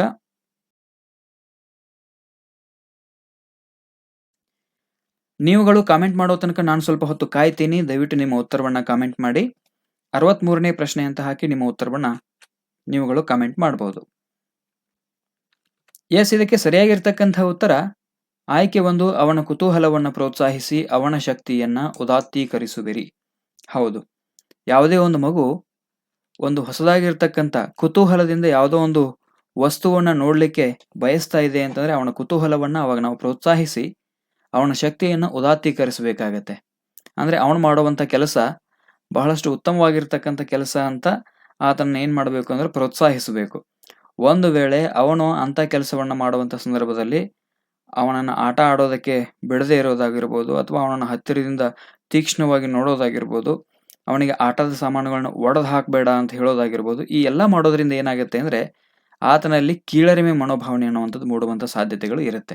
ಅಂದರೆ ನನ್ನಿಂದ ಏನೂ ಆಗೋದಿಲ್ಲ ಅನ್ನುವಂಥ ಮನೋಭಾವನೆ ಆ ಮಗುವಿನಲ್ಲಿ ಬೆಳೆಯುವಂಥ ಸಾಧ್ಯತೆ ಇರುತ್ತೆ. ಹೀಗಾಗಿ ಅವನ ಕುತೂಹಲವನ್ನು ಏನು ಮಾಡಬೇಕಾಗತ್ತೆ ಅಂದರೆ ನಾವು ಪ್ರೋತ್ಸಾಹಿಸಬೇಕು. ಜೊತೆಗೆ ಅವನ ಶಕ್ತಿಯನ್ನು ಉದಾತ್ತೀಕರಿಸುವಂಥ ಪ್ರಯತ್ನ ಮಾಡಬೇಕು. ಅಂದರೆ ಆಟದ ಸಾಮಾನುಗಳಲ್ಲಿ ಯಾವೆಲ್ಲ ಭಾಗಗಳಿವೆ ಅನ್ನುವಂಥ ಕುತೂಹಲ ಏನು ಅವನಿಗಿದೆ, ಆ ಕುತೂಹಲವನ್ನು ನಾವು ಪ್ರೋತ್ಸಾಹಿಸಬೇಕಾಗತ್ತೆ. ಇದು ಸೃಜನಶೀಲತೆಗೆ ಸಂಬಂಧಪಟ್ಟಂತೆ ಬರ್ತಕ್ಕಂಥದ್ದು. ಸಾಮಾನ್ಯವಾಗಿ ವಸ್ತುಗಳು, ವಿಚಾರಗಳು, ಸಂಗತಿಗಳು ಇವುಗಳನ್ನು ಹೊಸ ಆಯಾಮಗಳಲ್ಲಿ ನೋಡುವುದು ಅಥವಾ ಇವುಗಳ ನಡುವೆ ಇರತಕ್ಕಂಥ ಸಂಬಂಧವನ್ನು ವಿಭಿನ್ನ ದೃಷ್ಟಿಕೋನದಲ್ಲಿ ಉತ್ಪಾದಕ ರೂಪದಲ್ಲಿ ಅಭಿವ್ಯಕ್ತಪಡಿಸುವುದನ್ನೇ ನಾವು ಸೃಜನಶೀಲತೆ ಅಂತ ಕರಿತೀವಿ. ಅಂದರೆ ವಸ್ತುವಿನಲ್ಲಾಗಿರ್ಬೋದು, ವಿಚಾರಗಳಲ್ಲಾಗಿರಬಹುದು, ಸಂಗತಿಗಳಲ್ಲಾಗಿರ್ಬೋದು, ಈ ಎಲ್ಲವುಗಳನ್ನು ಹೊಸ ಆಯಾಮಗಳಲ್ಲಿ ನೋಡುವಂಥದ್ದಾಗಿರ್ಬೋದು, ಅಥವಾ ಇವುಗಳ ನಡುವೆ ಇರತಕ್ಕಂಥ ಸಂಬಂಧವನ್ನು ವಿಭಿನ್ನ ದೃಷ್ಟಿಕೋನದಲ್ಲಿ ಉತ್ಪಾದಕ ರೂಪದಲ್ಲಿ ಅಭಿವ್ಯಕ್ತಪಡಿಸೋದನ್ನೇ ನಾವು ಸೃಜನಶೀಲತೆ ಅಂತ ಕರಿತೀವಿ. ಅಂದರೆ ಆಲ್ರೆಡಿ ಕೆಲವು ವಸ್ತುಗಳಿದೆ, ಕೆಲವು ವಿಚಾರಗಳಿದೆ, ಕೆಲವು ಸಂಗತಿಗಳು ಅದಾವೆ. ಈ ಸಂಗತಿಗಳಲ್ಲಿ ಇವುಗಳನ್ನು ಹೊಸ ಆಯಾಮಗಳಲ್ಲಿ ನೋಡುವಂಥದ್ದು. ಎಲ್ಲರೂ ನೋಡಿರುವಂಥ ಒಂದು ದೃಷ್ಟಿಕೋನ ಬೇರೆ ಆದರೆ ಆ ಮಗು ನೋಡುವಂಥ ದೃಷ್ಟಿಕೋನ ಬೇರೆನೇ ಆಗಿರ್ಬೋದು. ಈಗ ಟೇಬಲ್ ಮೇಲೆ ಒಂದು ಅರ್ಧ ತುಂಬಿದ ನೀರಿನ ಗ್ಲಾಸನ್ನು ಇಟ್ಟು ಅಲ್ಲಿ ನಿಮಗೆ ಏನು ಕಾಣಿಸ್ತಾ ಇದೆ ಅಂತಂದಾಗ ಕೆಲವು ಮಕ್ಕಳು ಏನು ಹೇಳ್ಬೋದು ಅಂದರೆ ಅರ್ಧ ಗ್ಲಾಸ್ ಖಾಲಿ ಇದೆ ಅಂತ ಹೇಳ್ಬೋದು, ಇನ್ನು ಕೆಲವು ಮಕ್ಕಳು ಅರ್ಧ ತುಂಬಿದೆ ಅಂತ ಹೇಳ್ಬೋದು. ಹೀಗಾಗಿ ಅವ್ರು ನೋಡುವಂಥ ಆಯಾಮಗಳು ಬೇರೆ ಬೇರೆ ಆಗಿರ್ಬೋದು, ಅವ್ರು ನೋಡುವಂಥ ದೃಷ್ಟಿಕೋನ ವಿಭಿನ್ನ ಆಗಿರ್ಬೋದು. ಹೀಗಾಗಿ ಹೊಸ ಆಯಾಮಗಳಲ್ಲಿ ನೋಡುವಂಥದ್ದಾಗಿರ್ಬೋದು ಅಥವಾ ವಿಭಿನ್ನ ದೃಷ್ಟಿಕೋನದಲ್ಲಿ ಉತ್ಪಾದಕ ರೂಪದಲ್ಲಿ ಅಭಿವ್ಯಕ್ತಪಡಿಸುವಂಥದ್ದನ್ನು ನಾವು ಸೃಜನಶೀಲತೆ ಅಂತ ಕರಿತೀವಿ. ಎಸ್, ಈ ಸೃಜನಶೀಲತೆಯ ಬಗ್ಗೆ ನಾನು ಹಿಂದಿನ ತರಗತಿಯಲ್ಲಿ ಬಹಳಷ್ಟು ಡೀಟೇಲ್ ಆಗಿ ಹೇಳಿದ್ದೇನೆ. ಸೃಜನಶೀಲತೆಯ ಅರ್ಥ, ಸೃಜನಶೀಲತೆಯಲ್ಲಿ ಯಾವೆಲ್ಲ ವಿಭಾಗಗಳು ಬರ್ತವೆ ಅನ್ನುವಂಥದ್ದನ್ನು ಡೀಟೇಲ್ ಆಗಿ ನಾನು ಹೇಳಿದ್ದೀನಿ. ಇವಾಗ ನಾವೇನು ಮಾಡೋಣ ಅಂದರೆ ಸೃಜನಶೀಲ ಮಕ್ಕಳ ಲಕ್ಷಣಗಳನ್ನು ತಿಳ್ಕೊಂಬಿಡೋಣ. ಕ್ಯಾರೆಕ್ಟರಿಸ್ಟಿಕ್ಸ್ ಆಫ್ ಕ್ರಿಯೇಟಿವ್ ಚಿಲ್ಡ್ರನ್ಸ್ ಅಂತ ಏನು ಕರೀತಾರೆ, ಈ ಸೃಜನಶೀಲ ಮಕ್ಕಳ ಲಕ್ಷಣಗಳನ್ನು ನೋಡ್ತಾ ಹೋಗೋಣ. ಬಹಳಷ್ಟು ವಿಶೇಷವಾಗಿರ್ತಕ್ಕಂಥ ಅಂಶಗಳು ಇವು. ಯಾಕಂದರೆ ನೀವುಗಳು ಕೂಡ ಸೃಜನಶೀಲರಾಗಿರಬಹುದು. ನಾನು ಹೇಳುವಂಥ ಈ ಲಕ್ಷಣಗಳು ನಿಮ್ಮಲ್ಲೂ ಕಂಡು ಬಂದರು ಅಂದರೆ ನೀವು ಒಬ್ಬ ಸೃಜನಶೀಲ ವ್ಯಕ್ತಿ ಆಗಿರ್ತೀರಿ. ಇದು ನಿಮಗೆ ನೆನಪಿರಬೇಕು. ಹಾಗಾದರೆ ಸೃಜನಶೀಲ ಮಕ್ಕಳು ಯಾವೆಲ್ಲ ಲಕ್ಷಣಗಳು ಹೊಂದಿರ್ತಾರೆ ಅನ್ನುವಂಥದ್ದನ್ನು ನೋಡ್ತಾ ಬರೋಣ. ಮೊದಲನೇದು, ಸೃಜನಶೀಲರು ಅವ್ಯವಸ್ಥಿತವಾದ ಕಡೆ ಹೆಚ್ಚು ಆಸಕ್ತಿಯನ್ನು ಹೊಂದಿರ್ತಾರೆ. ಅವ್ಯವಸ್ಥಿತವಾಗಿರ್ತಕ್ಕಂಥ ಅಂಶಗಳ ಕಡೆಗೆ ಹೆಚ್ಚು ಆಸಕ್ತಿಯನ್ನು ಹೊಂದಿರ್ತಾರೆ. ಯಾಕಂದ್ರೆ ಅವ್ಯವಸ್ಥಿತವಾದ ಅಂಶಗಳಲ್ಲಿ ವ್ಯವಸ್ಥಿತವಾಗಿರ್ತಕ್ಕಂಥದ್ದನ್ನ ಶೋಧಿಸುವಂತಹ ಪ್ರಯತ್ನವನ್ನ ಅವರು ನಿರಂತರವಾಗಿ ಮಾಡ್ತಾ ಇರ್ತಾರೆ. ಇನ್ನು ಎರಡನೇದು, ತನ್ನ ನಂಬಿಕೆಗಳು ಹಾಗೂ ಮೌಲ್ಯಗಳಲ್ಲಿ ದೃಢವಾಗಿರ್ತಕ್ಕಂಥ ವಿಶ್ವಾಸವನ್ನ ಹೊಂದಿರ್ತಾರೆ. ತಾನು ಏನು ನಂಬಿರ್ತಾರೆ, ಅವರ ನಂಬಿಕೆಗಳು ಮತ್ತು ಅವರು ನಂಬಿರ್ತಕ್ಕಂಥ ಮೌಲ್ಯಗಳಲ್ಲಿ ದೃಢವಾಗಿರ್ತಕ್ಕಂಥ ವಿಶ್ವಾಸವನ್ನು ಹೊಂದಿರ್ತಾರೆ. ಸಮಾಜ ಒಪ್ಪಿಕೊಂಡ ವರ್ತನೆಗಿಂತ ಮುಂದೆ ಹೋಗಿ ಚಿಂತಿಸುವಂತವರಾಗಿರ್ತಾರೆ ಅವರು ಯಾವತ್ತು. ಸಮಾಜ ಒಪ್ಕೊಂಡಿರ್ತಕ್ಕಂಥ ವರ್ತನೆಗಿಂತ ಮುಂದೆ ಹೋಗಿ ಚಿಂತನೆ ಮಾಡ್ತಕ್ಕಂಥವರಾಗಿರ್ತಾರೆ. ನಿರ್ಣಾಯಕ ವಿಷಯಗಳಲ್ಲಿ ಸ್ವಂತ ತೀರ್ಮಾನ ಕೈಗೊಳ್ಳುವಂತ ಸಾಮರ್ಥ್ಯ ಅವರಲ್ಲಿ ಇರುತ್ತೆ. ನಿಮಗೆ ನೆನಪಿರಬೇಕು, ಸೃಜನಶೀಲತೆಗೆ ಯಾವುದೇ ವಯಸ್ಸು ಸಮಯದ ಮಿತಿ ಇರೋದಿಲ್ಲ. ಯಾವ ವಯಸ್ಸಿನವರಲ್ಲಿಯೂ ಕೂಡ ಸೃಜನಶೀಲತೆ ಅನ್ನುವಂಥದ್ದು ಇರಬಹುದು. ಆಲೋಚನೆ, ಕಲ್ಪನೆ, ಊಹೆ, ಅಮೂರ್ತವಾಗಿ ಚಿಂತಿಸುವುದರ ಕಡೆಗೆ ಹೆಚ್ಚು ಒಲವನ್ನು ಇವರು ಹೊಂದಿರುತ್ತಾರೆ. ತನ್ನ ಸುತ್ತಮುತ್ತಲಿನ ಪರಿಸರದ ಬಗ್ಗೆ ಯಾವಾಗಲೂ ಕುತೂಹಲವನ್ನು ಹೊಂದಿರ್ತಾರೆ. ಸುತ್ತಮುತ್ತ ಏನ್ ನಡೀತಾ ಇದೆ ಆ ಎಲ್ಲ ಅಂಶಗಳ ಬಗ್ಗೆ ಕುತೂಹಲವನ್ನ ಅವರು ಹೊಂದಿರ್ತಾರೆ. ಯಾವುದೇ ಸಮಸ್ಯೆಯನ್ನು ತೆಗೆದುಕೊಂಡ್ರೆ ಪೂರ್ಣಗೊಳಿಸುವವರೆಗೂ ಕೆಲಸದಲ್ಲಿ ತಲ್ಲೀನರಾಗಿರ್ತಾರೆ. ಸೃಜನಶೀಲ ವ್ಯಕ್ತಿಗಳ ಪ್ರಮುಖವಾಗಿರ್ತಕ್ಕಂಥ ಲಕ್ಷಣ ಅದು. ಯಾವುದೋ ಒಂದು ಸಮಸ್ಯೆ ಇದೆ, ಆ ಸಮಸ್ಯೆಗೆ ಸಂಪೂರ್ಣವಾಗಿರ್ತಕ್ಕಂಥ ಪರಿಹಾರ ಕಂಡು ಹಿಡಿಯುವ ತನಕ ಅವರು ಕೆಲಸವನ್ನ ನಿಲ್ಲಿಸೋದಿಲ್ಲ. ನಿರಂತರವಾಗಿ ಕೆಲಸವನ್ನ ಮಾಡ್ತಾನೆ ಇರ್ತಾರೆ. ಇದಕ್ಕೆ ಒಂದು ಉದಾಹರಣೆಯನ್ನು ಕೊಡಬೇಕು ಅಂದ್ರೆ ಥಾಮಸ್ ಆಲ್ವಾ ಎಡಿಸನ್ ಅವರದು. 1000 ಬಾರಿ ಪ್ರಯತ್ನ ಮಾಡಿ ಬಲ್ಬನ್ನ ಸಂಶೋಧನೆ ಮಾಡ್ತಾರೆ ಅವರು. ಒಂದೇ ಸಾರಿ ಫೇಲ್ ಆಯ್ತು ಅಂತ ಬಿಡ್ಲಿಲ್ಲ. ಸೃಜನಶೀಲರು ಏನ್ ಮಾಡ್ತಾರೆ ಅಂದ್ರೆ ನಿರಂತರವಾಗಿ ಯಾವುದೇ ಸಮಸ್ಯೆ ಅಂತ ಬಂದಾಗ ಆ ಸಮಸ್ಯೆಗೆ ಸಂಪೂರ್ಣವಾಗಿರ್ತಕ್ಕಂಥ ಪರಿಹಾರವನ್ನ ಕಂಡು ಹಿಡಿಯುವ ತನಕ ಅವರು ವಿಶ್ರಮಿಸುವುದಿಲ್ಲ. ನಾವುಗಳು ಕೂಡ ಹಂಗೆ ಆಗ್ಬೇಕು. ಈ ಪಾಠವನ್ನ ಕೇಳೋದ್ರಿಂದ ಸುಮ್ಮನೆ ಇವುಗಳನ್ನ ಕೇಳಿ ಬಿಡೋದಾಗಿರಬಾರ್ದು. ಸ್ಪರ್ಧಾತ್ಮಕ ಪರೀಕ್ಷೆಗಳಿಗಾಗಿ ಓದುವಂತಹ ಪ್ರತಿಯೊಬ್ಬ ಅಭ್ಯರ್ಥಿಗಳು ಕೂಡ ಈ ಅಂಶವನ್ನ ಬಹಳಷ್ಟು ಗಮನದಲ್ಲಿ ಇಟ್ಕೋಬೇಕಾಗತ್ತೆ. ಯಾಕಂದ್ರೆ ನಮ್ಮ ಜೀವನಕ್ಕೆ ಒಂದು ಉದ್ಯೋಗ ಬೇಕು. ಆ ಉದ್ಯೋಗವನ್ನ ಪಡೆಯುವ ತನಕ ನಮ್ಮ ಪ್ರಯತ್ನ ಅನ್ನುವಂಥದ್ದು ಯಾವುದೇ ಕಾರಣಕ್ಕೂ ನಿಲ್ಲಿಸಬಾರದು. ನಾವು ನಿಜವಾಗಿಯೂ ಸೃಜನಶೀಲರಾಗಿದ್ವಿ ಅಂತಂದ್ರೆ ಒಂದು ಉದ್ಯೋಗವನ್ನ ತಗೊಳ್ಳೋ ತನಕ ನಮ್ಮ ಈ ಸ್ಪರ್ಧಾತ್ಮಕ ಪರೀಕ್ಷೆಗೆ ಓದುವಂತಹ ಪ್ರಯತ್ನ ಏನಿದೆ ಅದು ಯಾವ ಕಾರಣಕ್ಕೂ ನಿಲ್ಲಿಸಬಾರದು. ಏನೇ ಒತ್ತಡಗಳು ಬರಲಿ, ಏನೇ ಅಡೆತಡೆಗಳು ಬರಲಿ, ಏನೇ ಆಮಿಷಗಳು ಬಂದರೂ ಕೂಡ ಅವುಗಳನ್ನ ಪಕ್ಕಕ್ಕಿಟ್ಟು ನಾವೇನ್ ಮಾಡ್ಬೇಕಾಗತ್ತೆ ಅಂದ್ರೆ ನಿರಂತರವಾಗಿ ಪ್ರಯತ್ನ ಮಾಡಬೇಕು. ಸೃಜನಶೀಲರು ಹಾಗೆ. ಯಾವುದೇ ಒಂದು ಸಮಸ್ಯೆ ಬಂದಾಗ ಆ ಸಮಸ್ಯೆಗೆ ಸಂಪೂರ್ಣವಾಗಿರ್ತಕ್ಕಂಥ ಪರಿಹಾರ ಕಂಡು ಹಿಡಿಯುವ ತನಕ ಅವರು ವಿಶ್ರಮಿಸೋದಿಲ್ಲ. ಹಾಗೆ ನಾವುಗಳು ಕೂಡ ಆಗ್ಬೇಕು. ಯಾವುದೇ ಒಂದು ಸಮಸ್ಯೆ ಸನ್ನಿವೇಶವನ್ನ ಅಂತರ್ದೃಷ್ಟಿಯಲ್ಲಿ ಅವರು ಮೊದಲು ನೋಡ್ಕೋತಾರೆ. ಸೃಜನಶೀಲರು ಏನ್ ಮಾಡ್ತಾರೆ ಅಂದ್ರೆ ಸಮಸ್ಯೆ ಎದುರಾಗಿದೆ ಅಂತಂದಾಗ ಆ ಸಮಸ್ಯೆಗೆ ಅಂತರ್ದೃಷ್ಟಿಯಲ್ಲಿ ಮೊದಲು ಏನ್ ಮಾಡ್ತಾರೆ, ಒಂದು ಸನ್ನಿವೇಶವನ್ನು ರಚನೆ ಮಾಡಿಕೊಂಡು ಆ ಸಮಸ್ಯೆಗೆ ಏನು ಪರಿಹಾರ ಕಂಡು ಹಿಡಿಯಬಹುದು ಅನ್ನುವಂಥದ್ದನ್ನ ಯೋಚನೆ ಮಾಡ್ತಾರೆ. ಸಮಸ್ಯೆಗಳಿಗೆ ಅನುಗುಣವಾಗಿ ಪರಿಹಾರವನ್ನ ನಾನಾ ಆಯಾಮಗಳಲ್ಲಿ ಆಲೋಚನೆ ಮಾಡ್ತಾರೆ. ಒಂದು ಸಮಸ್ಯೆ ಇದೆ ಅಂತಂದಾಗ ಆ ಸಮಸ್ಯೆಗೆ 2-3 ಪರಿಹಾರದ ಮಾರ್ಗಗಳು ಇರ್ತವೆ. ಆ 2-3 ಪರಿಹಾರದ ಮಾರ್ಗಗಳಲ್ಲಿ ಯಾವುದು ಉತ್ತಮವಾಗಿರ್ತಕ್ಕಂಥ ಪರಿಹಾರ ಮಾರ್ಗ ಅನ್ನುವಂಥದ್ದನ್ನ ಅವರು ಆಲೋಚನೆ ಮಾಡ್ತಾರೆ. ಸಮಸ್ಯೆ ಆಯ್ಕೆ ಮಾಡಿಕೊಂಡಾಗ ಯಾವುದೇ ಅಪಾಯವನ್ನ ಎದುರಿಸುವಂತ ಮನೋಭಾವನೆಯನ್ನ ಅವರು ಹೊಂದಿರ್ತಾರೆ. ಅಂದ್ರೆ ಗಟ್ಟಿತನವನ್ನ ಹೊಂದಿರ್ತಾರೆ. ಸಮಸ್ಯೆ ಎದುರಾಗಿದೆ ಅಂತಂದ್ರೆ ಆ ಸಮಸ್ಯೆಯನ್ನ ಎದುರಿಸುವಂತ ಮನೋಭಾವನೆಯನ್ನ ಅವ್ರು ಹೊಂದಿರ್ತಾರೆ. ಭವಿಷ್ಯದ ಬಗ್ಗೆ ಊಹಿಸುವ ದೃಷ್ಟಿಕೋನವನ್ನು ಕೂಡ ಇವರು ಹೊಂದಿರ್ತಾರೆ. ಯಾಕಂದ್ರೆ ಸೃಜನಶೀಲರು ಭವಿಷ್ಯದ ಬಗ್ಗೆ ಊಹಿಸುವ ದೃಷ್ಟಿಕೋನವನ್ನು ಕೂಡ ಇವರು ಹೊಂದಿರ್ತಾರೆ. ಇನ್ನು ಯಾವುದೇ ವಿಷಯವನ್ನ ಹೊಸ ದೃಷ್ಟಿಕೋನದಲ್ಲಿ ನೋಡುವಂತ ಮನೋಭಾವನೆಯನ್ನು ಹೊಂದಿರ್ತಾರೆ. ಸೃಜನಶೀಲರ ಪ್ರಮುಖ ಲಕ್ಷಣವೇ ಅದು. ಯಾವುದೇ ಒಂದು ವಿಷಯವನ್ನ ಹೊಸ ದೃಷ್ಟಿಕೋನದಲ್ಲಿ ಅವರು ನೋಡ್ತಾ ಇರ್ತಾರೆ. ವಸ್ತುಗಳ ಭಾಗಗಳನ್ನ, ಪದಗಳನ್ನ, ವಿಚಾರಗಳನ್ನ ಹೊಸ ರೀತಿಯಲ್ಲಿ ಬಳಕೆ ಮಾಡ್ತಾ ಇರ್ತಾರೆ. 2 ಅಥವಾ ಅದಕ್ಕಿಂತ ಹೆಚ್ಚು ವಿಚಾರಗಳನ್ನ ಸಂಯೋಜನೆ ಮಾಡಿ ಹೊಸ ಪರಿಕಲ್ಪನೆಗಳನ್ನ ರೂಪಿಸ್ತಾ ಇರ್ತಾರೆ. 2 ಅಥವಾ ಅದಕ್ಕಿಂತ ಹೆಚ್ಚು ವಿಚಾರಗಳನ್ನ ಸಂಯೋಜನೆ ಮಾಡಿ ಒಂದು ವಿಶಿಷ್ಟವಾಗಿರ್ತಕ್ಕಂಥ ಹೊಸ ಪರಿಕಲ್ಪನೆಯನ್ನ ರೂಪಿಸುವಂತ ಲಕ್ಷಣವನ್ನ ಇವರು ಹೊಂದಿರ್ತಾರೆ. ಸದಾ ತಪ್ಪುಗಳನ್ನ, ದೋಷಗಳನ್ನ ಗುರುತಿಸುವಂತ ಗುಣವನ್ನ ಇವರು ಹೊಂದಿರ್ತಾರೆ. ಎಲ್ಲೇ ತಪ್ಪುಗಳು ನಡೀಲಿ, ಯಾವುದೇ ವಿಚಾರಗಳಲ್ಲಿ ತಪ್ಪುಗಳು ನಡೆದಾಗ ಸೃಜನಶೀಲರು ಏನ್ ಮಾಡ್ತಾರೆ ಅಂದ್ರೆ ಆ ದೋಷಗಳನ್ನ, ತಪ್ಪುಗಳನ್ನ ಗುರುತಿಸುವಂತ ಗುಣವನ್ನ ಹೊಂದಿರ್ತಾರೆ. ರಚನಾತ್ಮಕ ಟೀಕೆ ಮಾಡುವಂತವರಾಗಿರ್ತಾರೆ. ಟೀಕೆ ಮಾಡುವಲ್ಲಿ 2 ವಿಧಗಳು, ನಕಾರಾತ್ಮಕ ಟೀಕೆ ಮತ್ತು ರಚನಾತ್ಮಕ ಟೀಕೆ ಅಂತ ಬರ್ತವೆ. ನಕಾರಾತ್ಮಕ ನೆಗೆಟಿವ್ ಆಗಿ ಮಾತಾಡೋದು, ನೆಗೆಟಿವ್ ಆಗಿ ಟೀಕೆ ಮಾಡುವಂತದ್ದಾಗಿರ್ಬೋದು.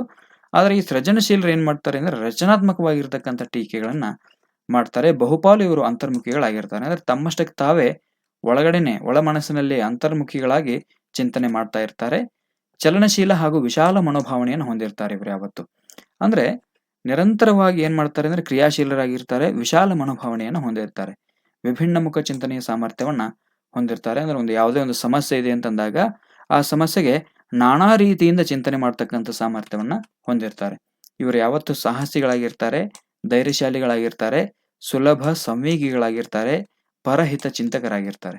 ಯಾಕಂದ್ರೆ ಸೃಜನಶೀಲರು ಮಾಡುವಂಥದ್ದು ಯಾವತ್ತು ಪರಹಿತ ಕೆಲಸಗಳೇ. ಈ ಸೃಜನಶೀಲತೆಗೆ ಸಂಬಂಧಪಟ್ಟಂತೆ ವಿಜ್ಞಾನಿಗಳನ್ನ ನಾವು ತಗೊಂಡಾಗ ಅವರು ಮಾಡಿರ್ತಕ್ಕಂಥ ಎಲ್ಲಾ ಸಂಶೋಧನೆಗಳು ಮನುಕುಲಕ್ಕೆ ಉಪಯುಕ್ತವಾಗಿರುವಂತಹ ಸಂಶೋಧನೆಗಳೇ. ಒಟ್ಟಾರೆಯಲ್ಲಿ ಸೃಜನಶೀಲರು ಮಾಡುವಂತಹ ಸಂಶೋಧನೆಗಳಾಗಿರ್ಬೋದು ಅಥವಾ ಹೊಸ ಹೊಸ ಆವಿಷ್ಕಾರಗಳು ಏನ್ ಮಾಡ್ತವೆ ಅಂದ್ರೆ ಪರಹಿತಕ್ಕಾಗಿ ಇರ್ತವೆ ಅನ್ನುವಂಥದ್ದು. ಸೃಜನಶೀಲರು ಯಾವಾಗಲೂ ಅತೃಪ್ತರಾಗಿರ್ತಾರೆ, ಪ್ರಾಮಾಣಿಕರಾಗಿರ್ತಾರೆ, ಕ್ರಿಯಾಶೀಲರಾಗಿರ್ತಾರೆ. ಅಂದ್ರೆ ಇವರಿಗೆ ತೃಪ್ತಿ ಅನ್ನುವಂಥದ್ದು ಇರೋದಿಲ್ಲ. ಯಾವುದೋ ಒಂದು ಸಂಶೋಧನೆಯನ್ನು ಮಾಡಿದಾಗ ಅಥವಾ ಯಾವುದೇ ಒಂದು ಹೊಸ ಚಿಂತನೆಯನ್ನು ಆವಿಷ್ಕಾರ ಮಾಡಿದಾಗ ಆ ಕೆಲಸವನ್ನು ಮಾಡಿದ ನಂತರ ಅವರಿಗೆ ತೃಪ್ತಿ ಅನ್ನುವಂಥದ್ದು ಸಿಗೋದಿಲ್ಲ. ನಾನು ಇನ್ನೂ ಏನೋ ಮಾಡಬೇಕು ಅನ್ನುವಂಥ ಅತೃಪ್ತ ಮನೋಭಾವನೆ ಅವರಲ್ಲಿರುತ್ತೆ. ಜೊತೆಗೆ ಇವರು ಪ್ರಾಮಾಣಿಕರಾಗಿರ್ತಾರೆ, ಬಹಳಷ್ಟು ಪ್ರಾಮಾಣಿಕರಾಗಿರ್ತಾರೆ, ಕ್ರಿಯಾಶೀಲರು, ಯಾವತ್ತು ಆಕ್ಟಿವ್ ಆಗಿರ್ತಾರೆ, ಚಲನಶೀಲರಾಗಿರ್ತಾರೆ ಅನ್ನುವಂಥದ್ದು. ವೈಚಾರಿಕತೆಯ ಗುಣ ಇವರಲ್ಲಿರುತ್ತೆ, ಕ್ರಿಯಾಶೀಲರಾಗಿರ್ತಾರೆ, ಸೌಜನ್ಯತೆಯನ್ನು ಹೊಂದಿರ್ತಾರೆ. ಉತ್ತಮ ಹಾಸ್ಯ, ಸೌಂದರ್ಯ ಪ್ರಜ್ಞೆ, ಮೇಲ್ನೋಟಕ್ಕೆ ಸಂಕೋಚವನ್ನು ಹೊಂದಿದವರಂತೆ ಕಾಣ್ತಾರೆ. ಉತ್ತಮ ಹಾಸ್ಯ ಪ್ರವೃತ್ತಿಯನ್ನು ಹೊಂದಿರ್ತಾರೆ, ಸೌಂದರ್ಯ ಪ್ರಜ್ಞೆಯನ್ನು ಹೊಂದಿರ್ತಾರೆ, ಮೇಲ್ನೋಟಕ್ಕೆ ಸಂಕೋಚವನ್ನು ಹೊಂದಿದವರಂತೆ ಕಾಣ್ತಾ ಇರ್ತಾರೆ. ಅಧಿಕಾರದಿಂದ ದೂರ ಉಳಿಯುವ ಮನೋಭಾವನೆಯನ್ನ ಇವರು ಹೊಂದಿರ್ತಾರೆ. ಸೃಜನಶೀಲರು ಯಾವಾಗಲೂ ಅಧಿಕಾರದಿಂದ ದೂರ ಉಳಿತಾರೆ. ಅಧಿಕಾರ ಇವರಿಗೆ ಅವಶ್ಯಕತೆ ಇಲ್ಲ, ಯಾಕಂದ್ರೆ ಇವರ ಚಿಂತನೆಯೇ ಬೇರೆಯಾಗಿರುತ್ತೆ. ಸೊ ಇದಿಷ್ಟು ಸೃಜನಶೀಲತೆಗೆ ಸಂಬಂಧಪಟ್ಟಂತೆ ಸೃಜನಶೀಲರ ಪ್ರಮುಖ ಗುಣಲಕ್ಷಣಗಳನ್ನ ನಾವು ನೋಡ್ಕೊಂಡ್ವಿ. ಈ ಮೇಲೆ ಹೇಳಿರ್ತಕ್ಕಂಥ ಎಲ್ಲ ಲಕ್ಷಣಗಳು ನಿಮ್ಮಲ್ಲಿ ಯಾವ ಮಗುವಿನಲ್ಲಾದ್ರೂ ಕಾಣಿಸ್ತು ಅಂದ್ರೆ ಆ ಮಗು ಸೃಜನಶೀಲ ಮಗುವಿದೆ ಅನ್ನುವಂಥದ್ದು ನೀವು ನೆನಪಿಟ್ಕೋಬೇಕು. ಸೃಜನಶೀಲ ಮಕ್ಕಳಿಗೆ ಮೆದುಳು ಕಾರ್ಯಪಟುತ್ವಗೊಳಿಸುವ ತಂತ್ರವನ್ನ ಬಳಕೆ ಮಾಡಬೇಕಾಗತ್ತೆ. ಸೊ ಸೃಜನಶೀಲ ಮಗು ಯಾವುದೇ ಒಂದು ಹೊಸ ವಸ್ತುವನ್ನ ನೋಡುವಂತ ಸಂದರ್ಭದಲ್ಲಿ ಕುತೂಹಲದಿಂದ ಏನಾದರೂ ಅದು ಕೇಳ್ತಾ ಇತ್ತು ಅಂದ್ರೆ ಶಿಕ್ಷಕರಾದವರು ಅವರನ್ನ ಪ್ರೋತ್ಸಾಹಿಸಿ, ಎಸ್ ವೆರಿ ಗುಡ್, ನೀನು ಒಳ್ಳೆ ಪ್ರಶ್ನೆಯನ್ನು ಕೇಳಿದ್ಯಾ ಅಂತ ಆ ಮಗುವನ್ನ ಪ್ರೋತ್ಸಾಹಿಸಿ ಆ ಮಗುವನ್ನ ಏನ್ ಮಾಡ್ಬೇಕಾಗತ್ತೆ ಅಂದ್ರೆ ನಾವು ಉದಾತ್ತೀಕರಿಸಬೇಕಾಗತ್ತೆ. ಆ ಮಗುವಿನ ಶಕ್ತಿಯನ್ನ ಉದಾತ್ತೀಕರಿಸಬೇಕಾಗತ್ತೆ. ಇದಿಷ್ಟು ಸೃಜನಶೀಲತೆಗೆ ಸಂಬಂಧಪಟ್ಟಂತೆ. ಇನ್ನು ಮುಂದಿನ ಪ್ರಶ್ನೆಯನ್ನ ನೋಡ್ತಾ ಹೋಗೋಣ. ಪ್ರಶ್ನೆ ನಂಬರ್ 64. ಕೆಲವು ಕಹಿ ಅನುಭವಗಳ ನಂತರ ಮಗುವೊಂದು ಶಿಕ್ಷಕರನ್ನ ದ್ವೇಷಿಸಲು ಪ್ರಾರಂಭಿಸುತ್ತದೆ. ಇದು ಈ ಕೆಳಗಿನ ಯಾವುದಕ್ಕೆ ಸಂಬಂಧಿಸಿದೆ? ಪ್ರಶ್ನೆ ನಂಬರ್ 64 ಏನಿದೆ ಇದು ಕೂಡ ಒಂದು ಅಪ್ಲೈಡ್ ಕ್ವೆಶನ್. ಕೆಲವು ಕಹಿ ಅನುಭವಗಳ ನಂತರ ಮಗುವೊಂದು ಶಿಕ್ಷಕರನ್ನ ದ್ವೇಷಿಸಲು ಪ್ರಾರಂಭಿಸುತ್ತದೆ. ಇದು ಈ ಕೆಳಗಿನ ಯಾವುದಕ್ಕೆ ಸಂಬಂಧಿಸಿದೆ? ಜ್ಞಾನಾತ್ಮಕ ವರ್ತನೆ, ಕ್ರಿಯಾಜನ್ಯ ವರ್ತನೆ, ಭಾವನಾತ್ಮಕ ವರ್ತನೆ, ಪ್ರತಿಫಲನಾತ್ಮಕ ವರ್ತನೆ.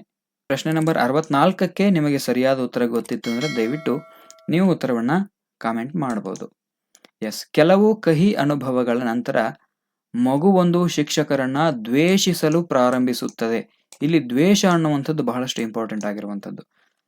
ಕೆಲವು ಕಹಿ ಅನುಭವಗಳ ನಂತರ ಮಗುವೊಂದು ಶಿಕ್ಷಕರನ್ನ ದ್ವೇಷ ಮಾಡಲಿಕ್ಕೆ ಪ್ರಾರಂಭಿಸುತ್ತೆ. ಇದು ಈ ಕೆಳಗಿನ ಯಾವುದಕ್ಕೆ ಸಂಬಂಧಿಸಿದೆ?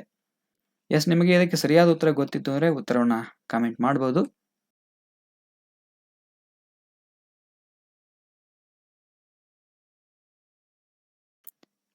ಎಸ್, ಇದಕ್ಕೆ ಸರಿಯಾಗಿರ್ತಕ್ಕಂಥ ಉತ್ತರವನ್ನು ನೋಡೋಣ.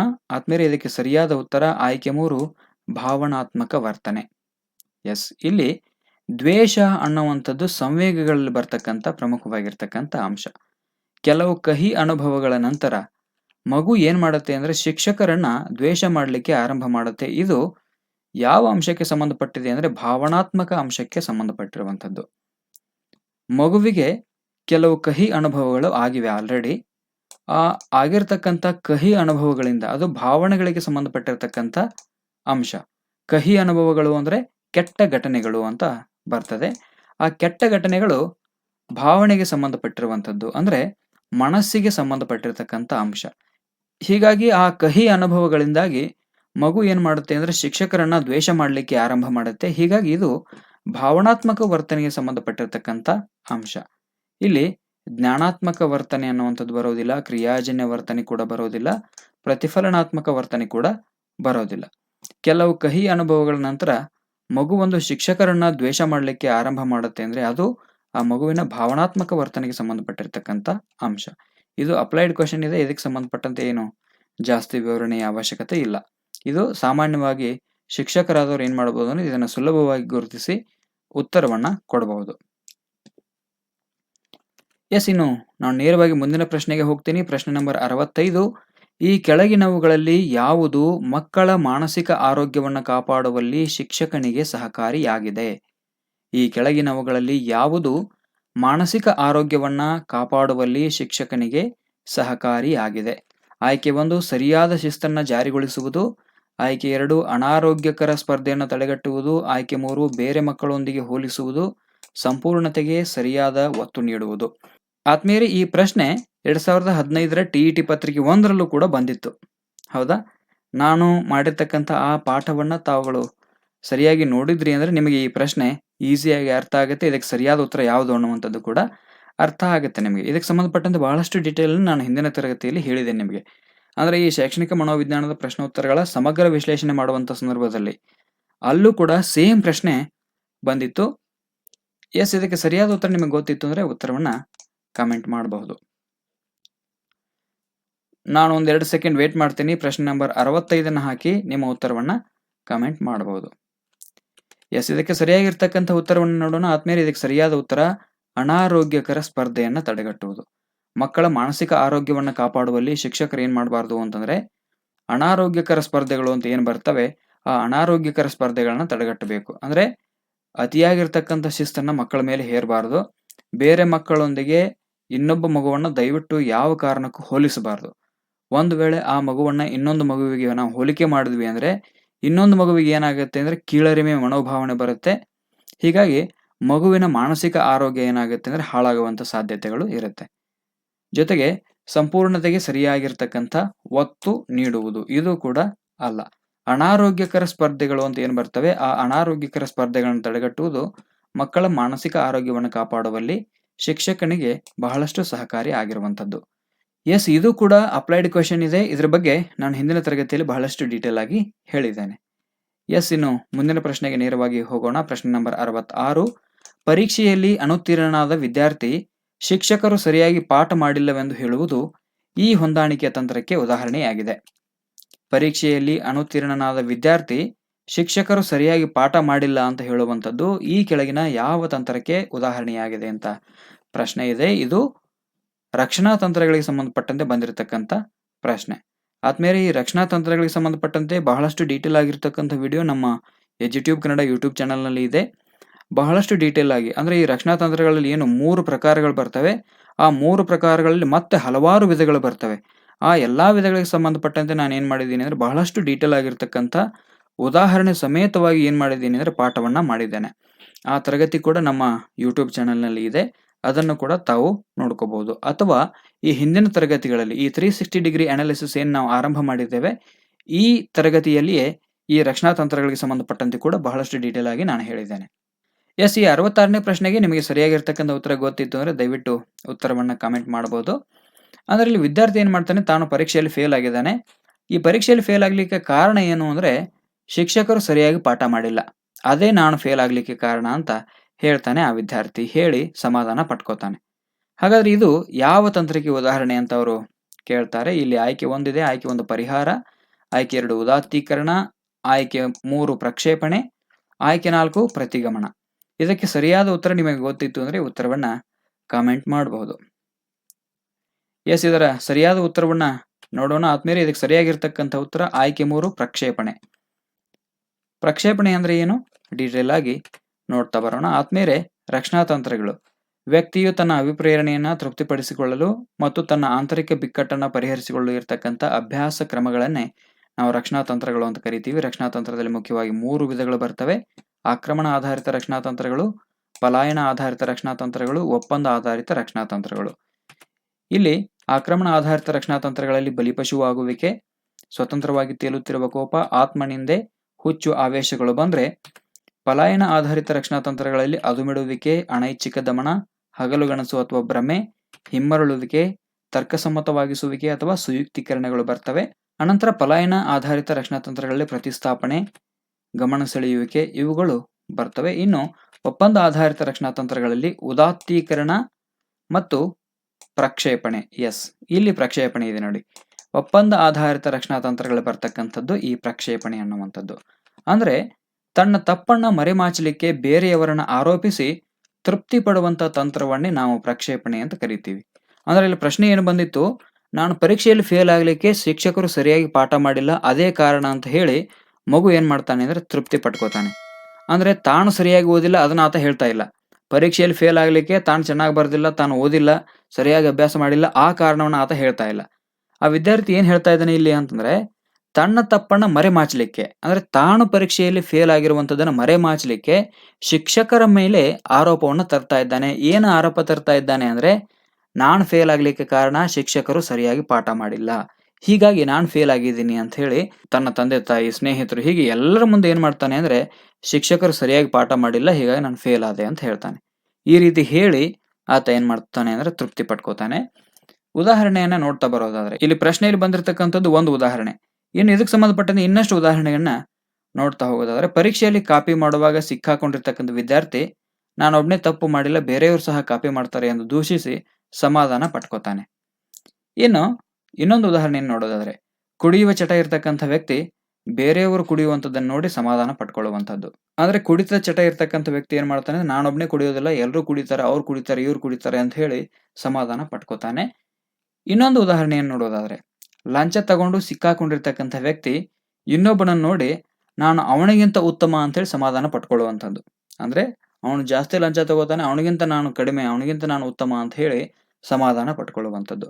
ಇಲ್ಲಿ ಪ್ರಕ್ಷೇಪಣೆ ಅಂದ್ರೆ ಏನು ಅಂತಂದ್ರೆ ತಾನು ಮಾಡಿರ್ತಕ್ಕಂಥ ತಪ್ಪನ್ನ ಮರೆಮಾಚಲಿಕ್ಕೆ ಬೇರೆಯವರನ್ನ ಆರೋಪ ಮಾಡಿ ತೃಪ್ತಿ ಪಟ್ಕೊಳ್ಳುವಂಥ ತಂತ್ರ ಇದು.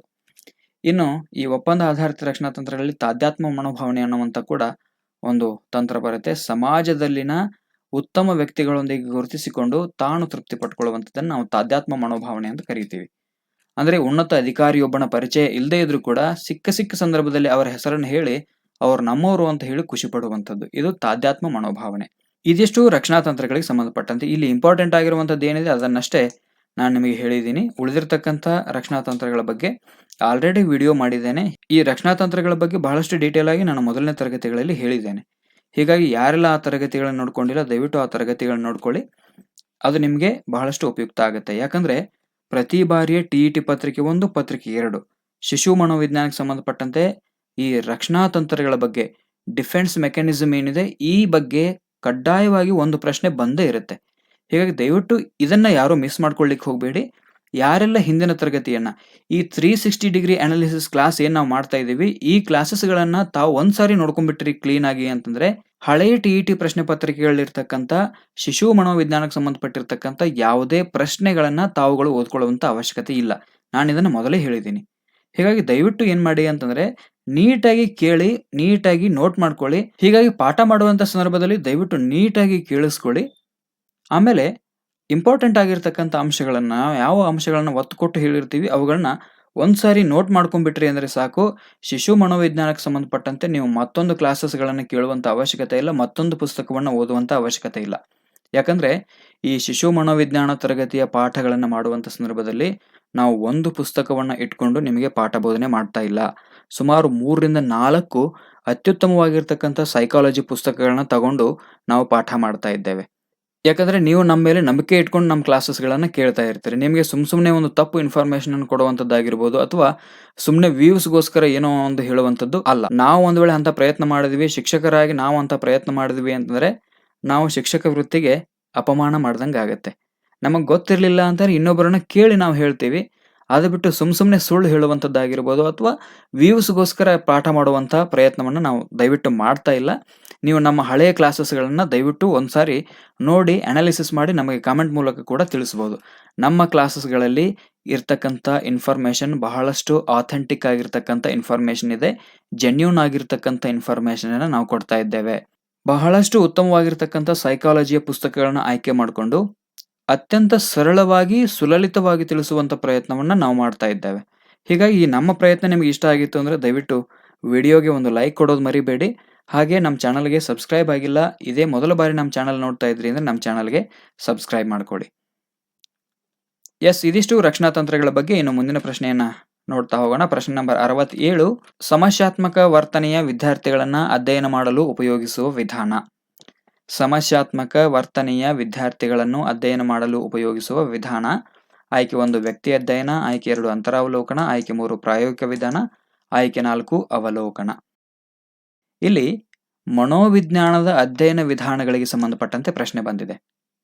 ವ್ಯಕ್ತಿ ಅಧ್ಯಯನ, ಅಂತರಾವಲೋಕನ, ಪ್ರಾಯೋಗಿಕ ವಿಧಾನ, ಅವಲೋಕನ ವಿಧಾನ. ಈ 4 ವಿಧಾನಗಳು ಮನೋವಿಜ್ಞಾನದ ಅಧ್ಯಯನ ವಿಧಾನಗಳು.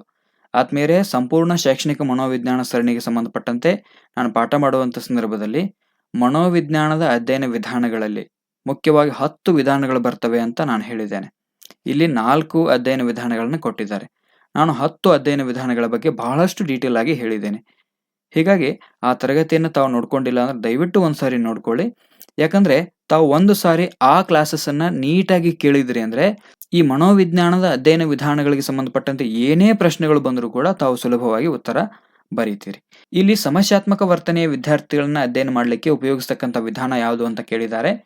ಈ ಪ್ರಶ್ನೆ ನಂಬರ್ 67ಕ್ಕೆ ನಿಮಗೆ ಸರಿಯಾಗಿರ್ತಕ್ಕಂಥ ಉತ್ತರ ಗೊತ್ತಿತ್ತು ಅಂದ್ರೆ ದಯವಿಟ್ಟು ಉತ್ತರವನ್ನ ಕಾಮೆಂಟ್ ಮಾಡಬಹುದು. ಯಾಕಂದ್ರೆ ನಾನು ಆಲ್ರೆಡಿ ಈ ಬಗ್ಗೆ ಕ್ಲಾಸ್ ಹೇಳಿದ್ದೀನಿ ಕೂಡ. ಹೌದಾ? ಮನೋವಿಜ್ಞಾನದ ಅಧ್ಯಯನ ವಿಧಾನಗಳಲ್ಲಿ 10 ಅಧ್ಯಯನ ವಿಧಾನಗಳು ಬರ್ತವೆ. ಆ 10 ಅಧ್ಯಯನ ವಿಧಾನಗಳಲ್ಲಿ ಈ 4 ಅಧ್ಯಯನ ವಿಧಾನಗಳು ಬಹಳಷ್ಟು ಇಂಪಾರ್ಟೆಂಟ್ ಅನ್ನುವಂಥದ್ದು ಕೂಡ ನಾನು ಹೇಳಿದ್ದೇನೆ. ಪ್ರತಿಯೊಂದು ಅಧ್ಯಯನ ವಿಧಾನದ ಸವಿಸ್ತಾರವಾಗಿರ್ತಕ್ಕಂಥ ವಿಶ್ಲೇಷಣೆಯನ್ನು ಕೂಡ ಮಾಡಿದ್ದೇನೆ. ಇದಕ್ಕೆ ಸರಿಯಾಗಿರ್ತಕ್ಕಂಥ ಉತ್ತರ ಗೊತ್ತಿತ್ತು ಅಂದ್ರೆ ನೀವು ಉತ್ತರವನ್ನ ಕಮೆಂಟ್ ಮಾಡಬಹುದು. ನಾನು ಒಂದು 2 ಸೆಕೆಂಡ್ ವೇಟ್ ಮಾಡ್ತೀನಿ, ಉತ್ತರವನ್ನ ಕಮೆಂಟ್ ಮಾಡಿ. ಎಸ್ ಆದ್ಮೇಲೆ ಇದಕ್ಕೆ ಸರಿಯಾಗಿರ್ತಕ್ಕಂಥ ಉತ್ತರ ಆಯ್ಕೆ 1 ವ್ಯಕ್ತಿ ಅಧ್ಯಯನ. ಸಮಸ್ಯೆ ಅಂತ ಬಂದ ಕೂಡಲೇ ನಮಗೆ ವ್ಯಕ್ತಿ ಅಧ್ಯಯನವೇ ನೆನಪಾಗಬೇಕು. ಯಾಕಂದ್ರೆ ಸಮಸ್ಯಾತ್ಮಕ ವರ್ತನೆಯ ವಿದ್ಯಾರ್ಥಿಗಳನ್ನ, ವ್ಯಕ್ತಿಗಳನ್ನ, ಸಮೂಹಗಳನ್ನ, ಸಂಸ್ಥೆಗಳನ್ನ ಅಧ್ಯಯನ ಮಾಡಲಿಕ್ಕೆ ಉಪಯೋಗಿಸ್ತಕ್ಕಂಥ ಒಂದು ಅತ್ಯುತ್ತಮವಾಗಿರ್ತಕ್ಕಂಥ ವಿಧಾನ ಯಾವುದು ಅಂದ್ರೆ ವ್ಯಕ್ತಿ ಅಧ್ಯಯನ. ಹಾಗಾದ್ರೆ ಅಂತರಾವಲೋಕನ ವಿಧಾನ, ಪ್ರಾಯೋಗಿಕ ವಿಧಾನ, ಅವಲೋಕನ ವಿಧಾನ ಇವುಗಳ ಬಗ್ಗೆ ಕೂಡ ನಾನು ಸ್ವಲ್ಪ ನಿಮಗೆ ಸಂಕ್ಷಿಪ್ತವಾಗಿ ಹೇಳ್ತಾ ಹೋಗ್ತೀನಿ. ಮೊದಲಿಗೆ ನಾವು ಅವಲೋಕನ ವಿಧಾನದ ಬಗ್ಗೆ ನೋಡೋಣ. ಆದ್ಮೇಲೆ ಈ ಅವಲೋಕನ ವಿಧಾನವನ್ನ ವೀಕ್ಷಣಾ ವಿಧಾನ ಅಂತ ಕೂಡ ನಾವು ಕರಿತೀವಿ. ಈ ವಿಧಾನವನ್ನು ಹೆಚ್ಚು ಬಳಕೆಗೆ ತಂದವರು ಯಾರು ಅಂದ್ರೆ JB ವ್ಯಾಟ್ಸನ್. ಈ ಅವಲೋಕನ ವಿಧಾನಕ್ಕೆ ಸಂಬಂಧಪಟ್ಟಂತೆ ಬಹಳಷ್ಟು ಡೀಟೇಲ್ ಆಗಿ ನಾನು ಹಿಂದಿನ ತರಗತಿಗಳಲ್ಲಿ ಹೇಳಿದ್ದೇನೆ. ಎರಡನೇದು ಅಂತರಾವಲೋಕನ ವಿಧಾನ, ಇಂಟ್ರಾಸ್ಪೆಕ್ಷನ್ ಅಂತ ಕರೀತಾರೆ. ಇಂಟ್ರಾಸ್ಪೆಕ್ಷನ್ ಅಂದ್ರೆ ಅಂತರಾವಲೋಕನ, ತನ್ನೊಳಗೆ ತಾನೇ ಹೊಕ್ಕು ತನ್ನ ಮನಸ್ಸಿನ ಸ್ಥಿತಿಗತಿಗಳನ್ನ ಅರ್ಥ ಮಾಡಿಕೊಳ್ಳುವಂಥದ್ದು. ಅವಲೋಕನ ವಿಧಾನದ ಅವಗುಣಗಳನ್ನ ಪರಿಹಾರ ಮಾಡಲಿಕ್ಕೆ ಈ ವಿಧಾನವನ್ನು ಬಳಕೆ ಮಾಡಲಾಯಿತು. ಇದನ್ನ ಬಳಕೆಗೆ ತಂದವನು ಬ್ರಿಟಿಷ್ ಮನೋವಿಜ್ಞಾನಿಯಾಗಿರ್ತಕ್ಕಂಥ EB ಟಿಶ್ನರ್ ಅವರು. EB ಟಿಶ್ನರ್ ಅವರು ಅಂತರಾವಲೋಕನ ವಿಧಾನವನ್ನು ಬಳಕೆಗೆ ತರ್ತಾರೆ. ಇನ್ನು ಪ್ರಾಯೋಗಿಕ ವಿಧಾನ, ಇದನ್ನ ಬಳಕೆಗೆ ತಂದವರೆಂದ್ರೆ ವಿಲ್ಹೆಲ್ಮ್ ವುಂಟ್. ಜರ್ಮನಿಯ ಲಿಪ್ಜಿಗ್ನಲ್ಲಿ ಜಗತ್ತಿನ ಮೊಟ್ಟ ಮೊದಲ ಮನೋವಿಜ್ಞಾನದ ಪ್ರಯೋಗಾಲಯವನ್ನ ಏನು ಸ್ಥಾಪನೆ ಮಾಡ್ತಾರೆ, ಆಗಿಂದ ಪ್ರಾಯೋಗಿಕ ವಿಧಾನ ಇದು ಮನೋವಿಜ್ಞಾನದ ಅಧ್ಯಯನ ವಿಧಾನಗಳಲ್ಲಿ ಬಳಕೆಯಾಯಿತು. ಇದನ್ನ ಬಳಕೆಗೆ ತಂದವರು ವಿಲ್ಹೆಲ್ಮ್ ವುಂಟ್. ಜರ್ಮನಿಯ ಲಿಪ್ಜಿಗ್ನಲ್ಲಿ ಜಗತ್ತಿನ ಮೊಟ್ಟ ಮೊದಲ ಮನೋವಿಜ್ಞಾನ ಪ್ರಯೋಗಾಲಯ ಸ್ಥಾಪನೆ ಮಾಡಿರುವಂತಹ ಕೀರ್ತಿ ವಿಲ್ಹೆಲ್ಮ್ ವುಂಟ್ ಅವರಿಗೆ ಸಲ್ಲುತ್ತೆ. ಎಸ್, ಇನ್ನು ವ್ಯಕ್ತಿ ಅಧ್ಯಯನದ ಬಗ್ಗೆ ಬಹಳಷ್ಟು ಡೀಟೇಲ್ ಆಗಿ ನೋಡ್ತಾ ಹೋಗೋಣ. ಈ 3 ವಿಧಾನಗಳ ಬಗ್ಗೆ ನಾನು ಸಂಕ್ಷಿಪ್ತವಾಗಿ ನಿಮಗೆ ಹೇಳಿದೆ. ಅವಲೋಕನ ವಿಧಾನ, ಅಂತರಾವಲೋಕನ ವಿಧಾನ, ಪ್ರಾಯೋಗಿಕ ವಿಧಾನದ ಬಗ್ಗೆ. ಇನ್ನು ವ್ಯಕ್ತಿ ಅಧ್ಯಯನದ ಬಗ್ಗೆ ಡೀಟೇಲ್ ಆಗಿ ನೋಡ್ತಾ ಹೋಗೋಣ. ವ್ಯಕ್ತಿ ಅಧ್ಯಯನವನ್ನ ಕೇಸ್ ಸ್ಟಡಿ ಮೆಥಡ್ ಅಂತ ಕರಿತೀವಿ. ವ್ಯಕ್ತಿ ಅಧ್ಯಯನವನ್ನ ಬಳಕೆಗೆ ತಂದವ DFD ಬುಕ್ಸ್ ಅವರ ಪ್ರಕಾರ ವ್ಯಕ್ತಿಯ ವೈಯಕ್ತಿಕ ಅಥವಾ ಒಂದು ಅತಿ ಸಣ್ಣ ಗುಂಪಿನ ಸೂಕ್ಷ್ಮ ಸಮಸ್ಯೆಯಾಗಿದ್ದು, ಈ ಸಮಸ್ಯೆಗೆ ಸಂಬಂಧಿಸಿದ ವಿವಿಧ ಮೂಲಗಳಿಂದ ಮಾಹಿತಿಯನ್ನು ಸಂಗ್ರಹ ಮಾಡಿಕೊಂಡು ಆ ಸಮಸ್ಯೆಗೆ ಕಾರಣಗಳನ್ನ ಕಂಡುಹಿಡಿದು ಚಿಕಿತ್ಸೆ ನೀಡುವಂಥದ್ದೇ ವ್ಯಕ್ತಿ ಅಧ್ಯಯನ ಆಗಿದೆ. ಹೀಗಾಗಿ ಈ ವಿಧಾನವನ್ನ ವೈಯಕ್ತಿಕ ವಿಧಾನ ಅಂತ ಕೂಡ ಕರೆಯಲಾಗುತ್ತೆ. ಈ ವಿಧಾನವು ಮುಖ್ಯವಾಗಿ 3 ಹಂತಗಳನ್ನ ಒಳಗೊಂಡಿರುವಂಥದ್ದು. ಮೊದಲನೇದು ಮಾಹಿತಿ ಸಂಗ್ರಹಣೆ, ಮಾಹಿತಿಯ ವಿಶ್ಲೇಷಣೆ ಮತ್ತು ಸೂಕ್ತ ಚಿಕಿತ್ಸೆ ನೀಡುವಂಥದ್ದು. ಇದು ವ್ಯಕ್ತಿ ಅಧ್ಯಯನದಲ್ಲಿ ಬರ್ತಕ್ಕಂಥ ಮುಖ್ಯವಾದ 3 ಹಂತಗಳು. ಇನ್ನು ಈ ವ್ಯಕ್ತಿ ಅಧ್ಯಯನದ ಬಗ್ಗೆ ಇನ್ನಷ್ಟು ಡೀಟೇಲ್ ಆಗಿ ನೋಡ್ತಾ ಹೋಗೋದಾದ್ರೆ ವ್ಯಕ್ತಿ ಅಧ್ಯಯನವನ್ನ ಚಿಕಿತ್ಸಕ ವಿಧಾನ ಅಂತ ಕೂಡ ಕರೆಯಲಾಗುತ್ತೆ. ಯಾಕಂದ್ರೆ ಸಮಸ್ಯೆ ತೀವ್ರವಾಗಿದ್ದು ವ್ಯಕ್ತಿಯು ದಿನ ಕಳೆದಂತೆ ಮಾನಸಿಕವಾಗಿ ದುರ್ಬಲನಾಗ್ತಾ ಇದ್ರೆ ಖಿನ್ನತೆಯಿಂದ ಮನೋನ್ಯೂನತೆ ಹೊಂದುವಂತ ಸಾಧ್ಯತೆ ಇರುತ್ತೆ. ಹೀಗಾಗಿ ವ್ಯಕ್ತಿಯ ಸಮಸ್ಯೆಯನ್ನು ಗುರುತಿಸಿ ಆ ಸಮಸ್ಯೆಗೆ ಪರಿಹಾರ ಕಂಡುಹಿಡಿಯುವಂತ ಉದ್ದೇಶವನ್ನ ಈ ವ್ಯಕ್ತಿ ಅಧ್ಯಯನ ಹೊಂದಿದೆ. ಹೀಗಾಗಿ ಈ ವಿಧಾನವನ್ನ ಚಿಕಿತ್ಸಕ ವಿಧಾನ ಅಂತ ಕರೆಯಲಾಗುತ್ತೆ. ಅಂದ್ರೆ ವ್ಯಕ್ತಿಯೊಬ್ಬನ ಮಾನಸಿಕ ಸಮಸ್ಯೆ ಹೆಚ್ಚಾಗಿದ್ದು ಆತ ಖಿನ್ನತೆಯಿಂದ ಮನೋನ್ಯೂನತೆ ಹೊಂದುವಂತ ಸಾಧ್ಯತೆ ಹೆಚ್ಚಾಗಿರುತ್ತೆ. ಹೀಗಾಗಿ ಆ ವ್ಯಕ್ತಿಯ ಸಮಸ್ಯೆಯನ್ನು ಗುರುತಿಸಿ ಆ ಸಮಸ್ಯೆಗೆ ಪರಿಹಾರ ಕಂಡುಹಿಡಿಯುವಂತ ಉದ್ದೇಶವನ್ನ ಯಾವ್ದು ಹೊಂದಿದೆ ಅಂದ್ರೆ ವ್ಯಕ್ತಿ ಅಧ್ಯಯನ ಹೊಂದಿರುತ್ತೆ. ಹೀಗಾಗಿ ಇದನ್ನ ಚಿಕಿತ್ಸಕ ವಿಧಾನ ಅಂತ ಕೂಡ ಕರೆಯಲಾಗುತ್ತೆ. ಈ ವಿಧಾನ ಶಿಕ್ಷಕರಿಗೂ ಕೂಡ ಬಹಳಷ್ಟು ಉಪಯುಕ್ತವಾಗಿರ್ತಕ್ಕಂಥದ್ದು. ಯಾಕಂದ್ರೆ ವಿವಿಧ ಮಾನಸಿಕ ಮತ್ತು ಪರಿಸರದ ಹಿನ್ನೆಲೆಯಿಂದ ಶಾಲೆಗೆ ಬಂದಿರತಕ್ಕಂಥ ಮಕ್ಕಳ ಸಮಸ್ಯೆಗೆ ಶಿಕ್ಷಕರು ಈ ವಿಧಾನವನ್ನ ಬಳಕೆ ಮಾಡಿಕೊಂಡು ಪರಿಹಾರವನ್ನ ಸೂಚಿಸಬಹುದು. ಇದಿಷ್ಟು ವ್ಯಕ್ತಿ ಅಧ್ಯಯನಕ್ಕೆ ಸಂಬಂಧಪಟ್ಟಂತೆ. ವ್ಯಕ್ತಿಯ ಅಧ್ಯಯನಕ್ಕೆ ಸಂಬಂಧಪಟ್ಟಂತೆ ಇನ್ನಷ್ಟು ಡೀಟೇಲ್ ನಿಮಗೆ ಬೇಕಾಗಿತ್ತು ಅಂದರೆ ಸಂಪೂರ್ಣ ಶಿಶು ಮನೋವಿಜ್ಞಾನ ಸರಣಿಯ ವಿಡಿಯೋ ತರಗತಿಗಳನ್ನ ನಾವು ಮಾಡಿದ್ದೇವೆ. ಆ ವಿಡಿಯೋ ತರಗತಿಗಳಲ್ಲಿ ಈ ಬಗ್ಗೆ ನಿಮಗೆ ಬಹಳಷ್ಟು ಡೀಟೇಲ್ ಸಿಗುತ್ತೆ. ಸೊ ದಯವಿಟ್ಟು ಆ ತರಗತಿಯನ್ನು ತಾವುಗಳು ನೋಡ್ಕೋಬೇಕು. ಇದಿಷ್ಟು ಪ್ರಶ್ನೆ ನಂಬರ್ 67ಕ್ಕೆ ಸಂಬಂಧಪಟ್ಟಂತೆ. ಸಮಸ್ಯೆ ಇರತಕ್ಕಂಥ ವಿದ್ಯಾರ್ಥಿಯ ವರ್ತನೆಗಳನ್ನು ಗುರುತಿಸಲಿಕ್ಕೆ ಯಾವ ವಿಧಾನವನ್ನು ಬಳಕೆ ಮಾಡ್ಕೊಳ್ತಾರೆ ಅಂದರೆ ವ್ಯಕ್ತಿ ಅಧ್ಯಯನ ವಿಧಾನವನ್ನು, ಕೇಸ್ ಸ್ಟಡಿ ಮೆಥಡನ್ನು ಬಳಕೆ ಮಾಡ್ಕೊಳ್ತಾರೆ. ಇದಿಷ್ಟು ಪ್ರಶ್ನೆ ನಂಬರ್ 67. ಇನ್ನು ನೇರವಾಗಿ ಪ್ರಶ್ನೆ ನಂಬರ್ 68ನ್ನು ನೋಡ್ತಾ ಹೋಗೋಣ. ಪ್ರಶ್ನೆ ನಂಬರ್ 68, ಈ ಹಂತವನ್ನು ಬೆಳವಣಿಗೆಯ ಬುಗ್ಗೆ ಎಂದು ಕರೆಯುವರು. ಈ ಹಂತವನ್ನು ಬೆಳವಣಿಗೆಯ ಬುಗ್ಗೆ ಎಂದು ಕರೆಯುವರು. ಆಯ್ಕೆ 1 ಪೂರ್ವ ಬಾಲ್ಯಾವಸ್ಥೆ, ಆಯ್ಕೆ 2 ಉತ್ತರ ಬಾಲ್ಯಾವಸ್ಥೆ, ಆಯ್ಕೆ 3 ತಾರುಣ್ಯಾವಸ್ಥೆ, ಆಯ್ಕೆ 4 ಶೈಶವಾವಸ್ಥೆ.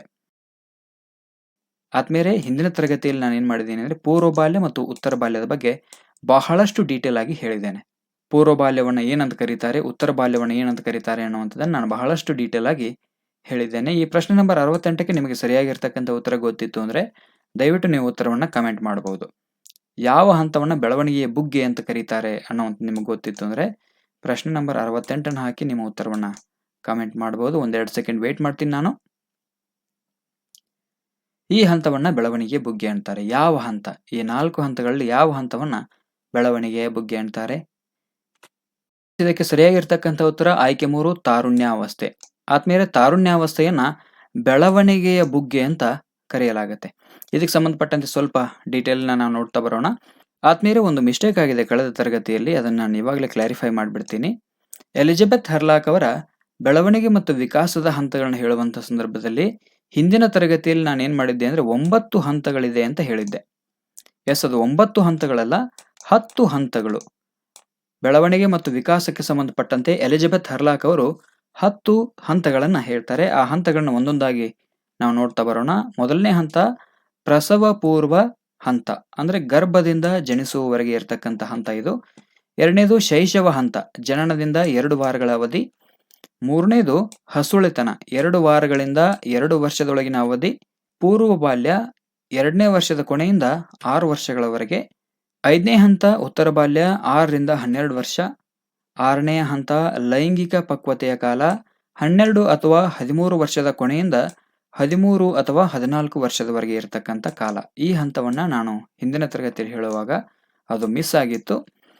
ಲೈಂಗಿಕ ಪಕ್ವತೆಯ ಕಾಲ 12 ಅಥವಾ 13ನೇ ವರ್ಷದ ಕೊನೆಯಿಂದ 13 ಅಥವಾ 14 ವರ್ಷದವರೆಗೆ ಈ ಲೈಂಗಿಕ ಪಕ್ವತೆಯ ಕಾಲ ಅಂತ ನಾವು ಕರಿತೀವಿ. ಅದಾದ ನಂತರ ಕಿಶೋರಾವಸ್ಥೆ 12ರಿಂದ 18 ವರ್ಷ.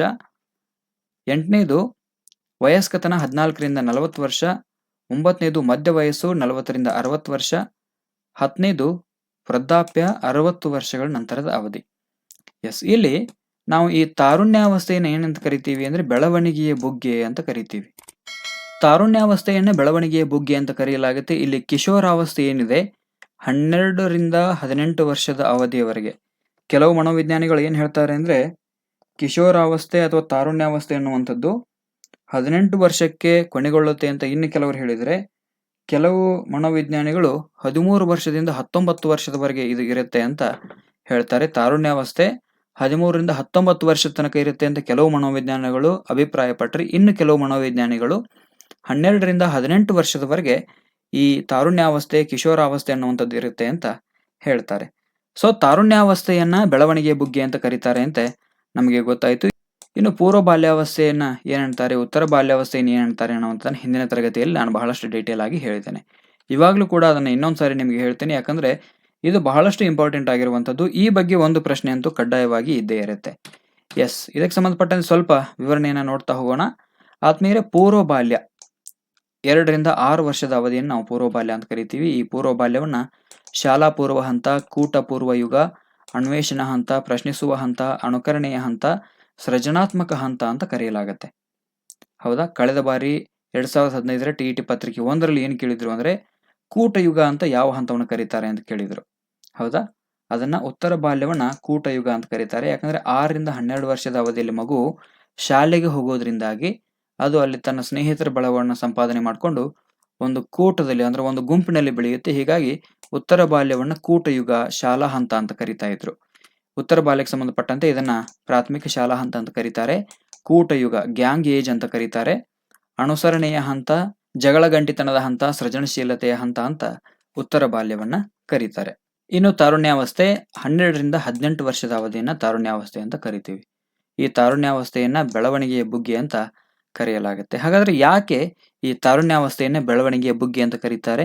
ಅಂದ್ರೆ ಈ 12ರಿಂದ 18ನೇ ವರ್ಷದ ಮಕ್ಕಳಲ್ಲಿ ಏನಾಗುತ್ತೆ ಅಂದ್ರೆ ಹಾರ್ಮೋನುಗಳ ಸ್ರವಿಕೆಯಿಂದ ಕಡಿಮೆ ಅವಧಿಯಲ್ಲಿ ದೈಹಿಕವಾಗಿರ್ತಕ್ಕಂಥ ಬೆಳವಣಿಗೆ ಆಗುತ್ತೆ. ಲೈಂಗಿಕ ಬದಲಾವಣೆಗಳು ಈ ಸಂದರ್ಭದಲ್ಲಿ ಆಗ್ತವೆ. ಸಾಮಾಜಿಕ ಭಾವನಾತ್ಮಕ ಬದಲಾವಣೆಗಳು ಶೀಘ್ರಗತಿಯಲ್ಲಿ ಆಗೋದ್ರಿಂದಾಗಿ ಈ ತಾರುಣ್ಯಾವಸ್ಥೆಯನ್ನ ಬೆಳವಣಿಗೆಯ ಬುಗ್ಗೆ ಅಂತ ಕರೆಯಲಾಗುತ್ತೆ. ಹಾಗಾದ್ರೆ ಇನ್ನೂ ಯಾವ್ಯಾವ ಹೆಸರುಗಳಿಂದ ಈ ತಾರುಣ್ಯಾವಸ್ಥೆಯನ್ನು ಕರೆಯಲಾಗುತ್ತೆ ಅನ್ನುವಂಥದ್ದನ್ನ ನೋಡ್ತಾ ಹೋಗೋಣ. ಆದ್ಮೇಲೆ ಈ ತಾರುಣ್ಯಾವಸ್ಥೆಯನ್ನ ಆವೇಶ ಕಾಲ ಅಂತ ಕರೆಯಲಾಗುತ್ತೆ. ಯಾಕಂದ್ರೆ ಈ ಹಂತದಲ್ಲಿ ಲೈಂಗಿಕ ಬದಲಾವಣೆಗಳು ಮತ್ತೆ ದೈಹಿಕವಾಗಿರ್ತಕ್ಕಂಥ ಕೆಲವು ಪ್ರಮುಖ ಬದಲಾವಣೆಗಳಾಗೋದ್ರಿಂದಾಗಿ ಮಕ್ಕಳಲ್ಲಿ ಏನಾಗುತ್ತೆ ಅಂದ್ರೆ ಗೊಂದಲ ಮತ್ತು ಉದ್ವೇಗ ಅನ್ನುವಂಥದ್ದು ಉಂಟಾಗಿ ಅವರಲ್ಲಿ ಆವೇಶಗಳು ಉಂಟಾಗುತ್ತೆ. ಹೀಗಾಗಿ ಇದನ್ನ ಆವೇಶ ಕಾಲ ಅಂತ ಕರೀತಾರೆ. ಜೊತೆಗೆ ಇದನ್ನ ಮಾರ್ಗ ಮಧ್ಯ ಕಾಲ ಅಂತ ಕೂಡ ಕರೀತಾರೆ. ಮಾರ್ಗ ಮಧ್ಯ ಕಾಲ ಅಂತಂದ್ರೆ ತಾರುಣ್ಯಾವಸ್ಥೆ ಅನ್ನುವಂಥದ್ದು ಏನಾಗಿದೆ ಅಂದ್ರೆ ಬಾಲ್ಯ ಹಾಗೂ ವಯಸ್ಕತನಕ್ಕೆ ಇರತಕ್ಕಂಥ ಕೊಂಡಿ.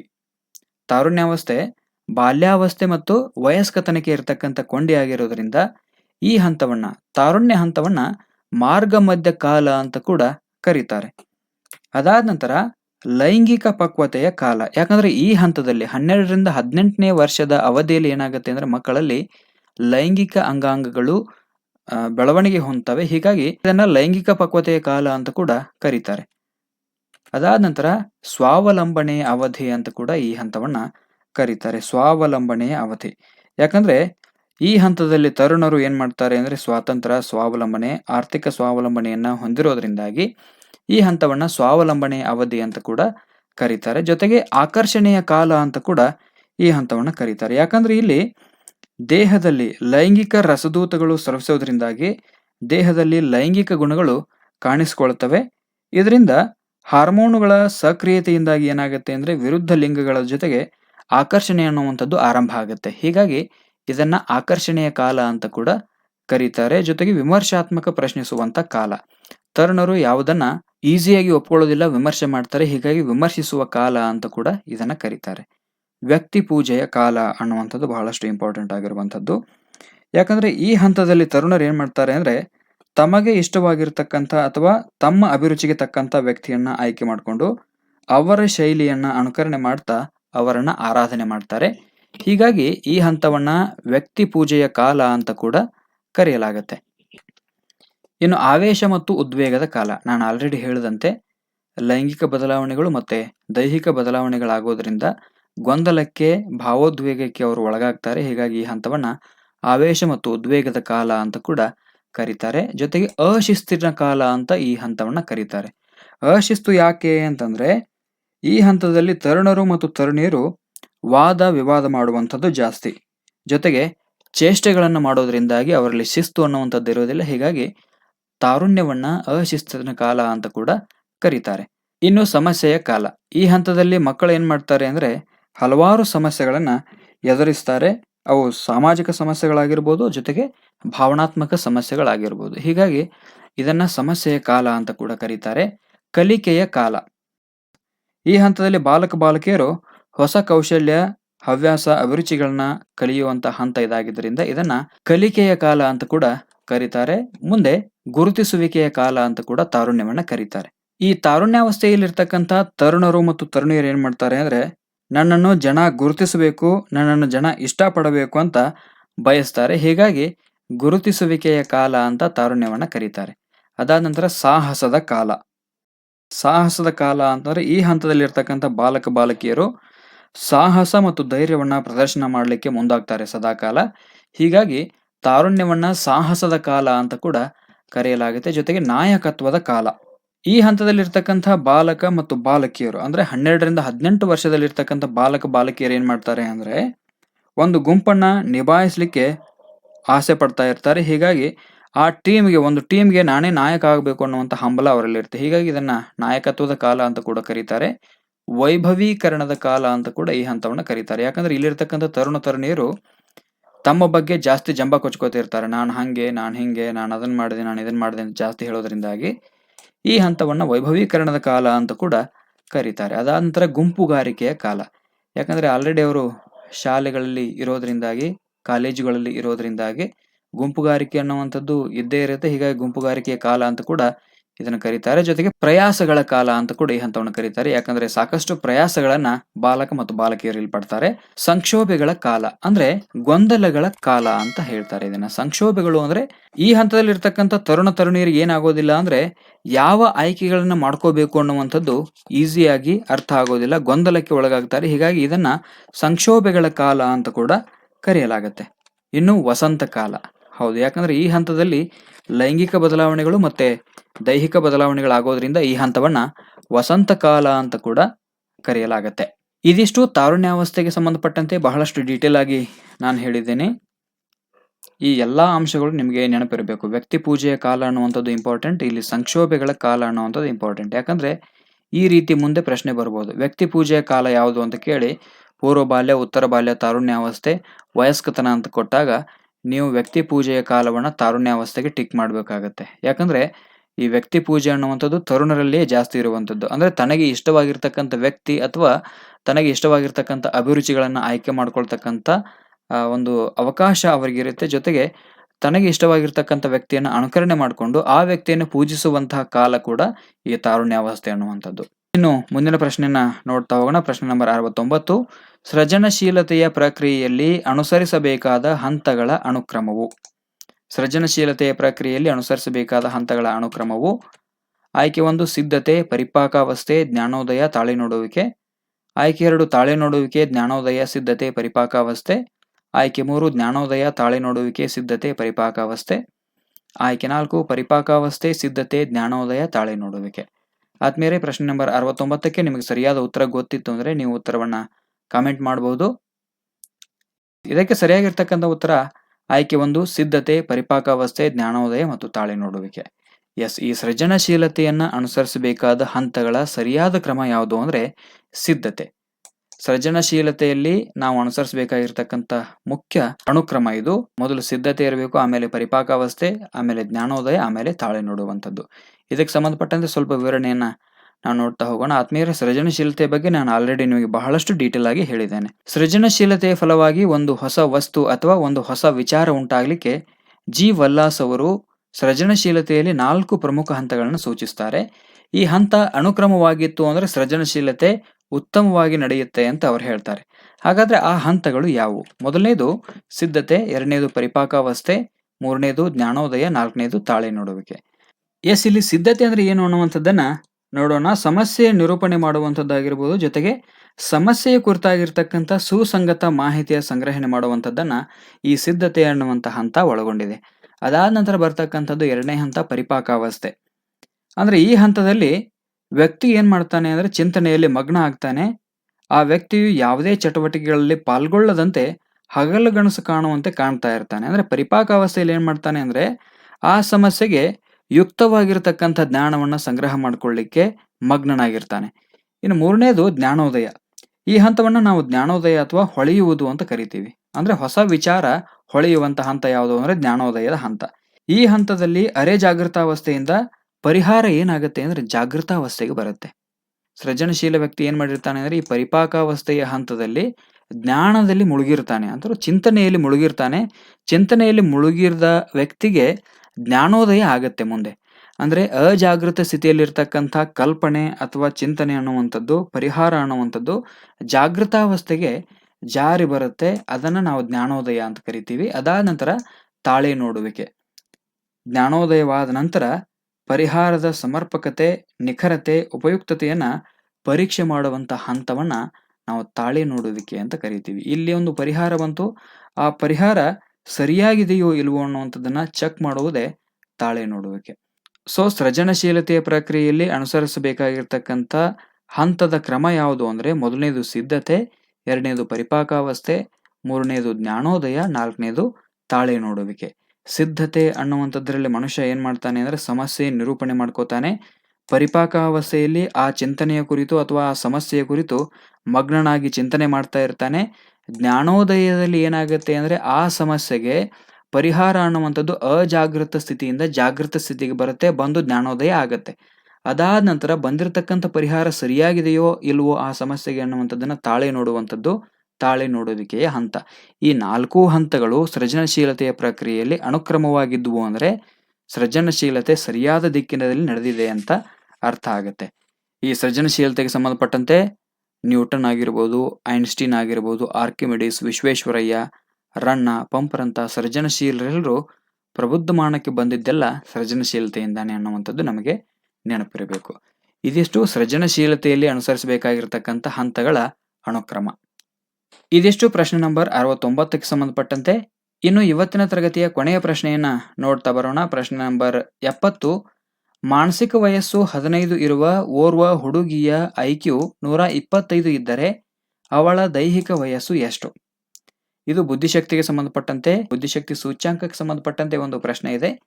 ಮಾನಸಿಕ ವಯಸ್ಸು 15 ಇದೆ, ಆ ಹುಡುಗಿಯ ಐಕ್ಯೂ ಎಷ್ಟಿದೆ ಅಂದ್ರೆ 125. ಹಾಗಾದ್ರೆ ಆ ಹುಡುಗಿಯ ದೈಹಿಕ ವಯಸ್ಸು ಎಷ್ಟು ಅಂತ ಇಲ್ಲಿ ಕೇಳಿದ್ದಾರೆ. ಇದಕ್ಕೆ ಆಯ್ಕೆ 1 10, ಆಯ್ಕೆ 2 14, ಆಯ್ಕೆ 3 16, ಆಯ್ಕೆ 4 12. ಎಸ್, ಇದಕ್ಕೆ ಸರಿಯಾಗಿರ್ತಕ್ಕಂಥ ಉತ್ತರ ನಿಮಗೆ ಗೊತ್ತಿತ್ತು ಅಂದ್ರೆ ಉತ್ತರವನ್ನ ಕಾಮೆಂಟ್ ಮಾಡಬಹುದು. 70ನೇ ಪ್ರಶ್ನೆಗೆ ಸರಿಯಾದ ಉತ್ತರ ಗೊತ್ತಿತ್ತು ಅಂದ್ರೆ ಪ್ರಶ್ನೆ ನಂಬರ್ 70 ಹಾಕಿ ನೀವು ಉತ್ತರವನ್ನ ಕಾಮೆಂಟ್ ಮಾಡಬಹುದು. ಇದೊಂದು ಸಣ್ಣ ಸಿಂಪಲ್ ಲೆಕ್ಕ ಇದೆ. MA/CA × 100 ಮಾಡಿದ್ರಿ ಅಂದ್ರೆ ನಮಗೆ ಐಕ್ಯೂ ಗೊತ್ತಾಗುತ್ತೆ. ಆದರೆ ಇಲ್ಲಿ ಐಕ್ಯೂ ಕೊಟ್ಟಿದ್ದಾರೆ, ಮಾನಸಿಕ ವಯಸ್ಸನ್ನು ಕೊಟ್ಟಿದ್ದಾರೆ, ದೈಹಿಕ ವಯಸ್ಸು ಎಷ್ಟು ಅನ್ನುವಂಥದ್ದನ್ನ ಕೇಳಿದ್ದಾರೆ. ಹೀಗಾಗಿ ಇಲ್ಲಿ ದೈಹಿಕ ವಯಸ್ಸನ್ನು ಹೇಗೆ ಕಂಡುಹಿಡಿಬೇಕು ಅನ್ನುವಂಥದ್ದನ್ನು ಕೂಡ ನಾನು ಹೇಳ್ತೀನಿ. ಬಹಳಷ್ಟು ಸಿಂಪಲ್ ಆಗಿರ್ತಕ್ಕಂಥ ಲೆಕ್ಕ ಇದು. ಎಸ್, ಇದಕ್ಕೆ ಸರಿಯಾಗಿರ್ತಕ್ಕಂಥ ಉತ್ತರ ಆಯ್ಕೆ 4 12. ಯಾವ ಹುಡುಗಿಯ ದೈಹಿಕ ವಯಸ್ಸು 12 ಇದ್ದು ಆಕೆಯ ಮಾನಸಿಕ ವಯಸ್ಸು 15 ಇರುತ್ತೋ ಆಕೆಯ ಐಕ್ಯೂ 125 ಇರುತ್ತೆ.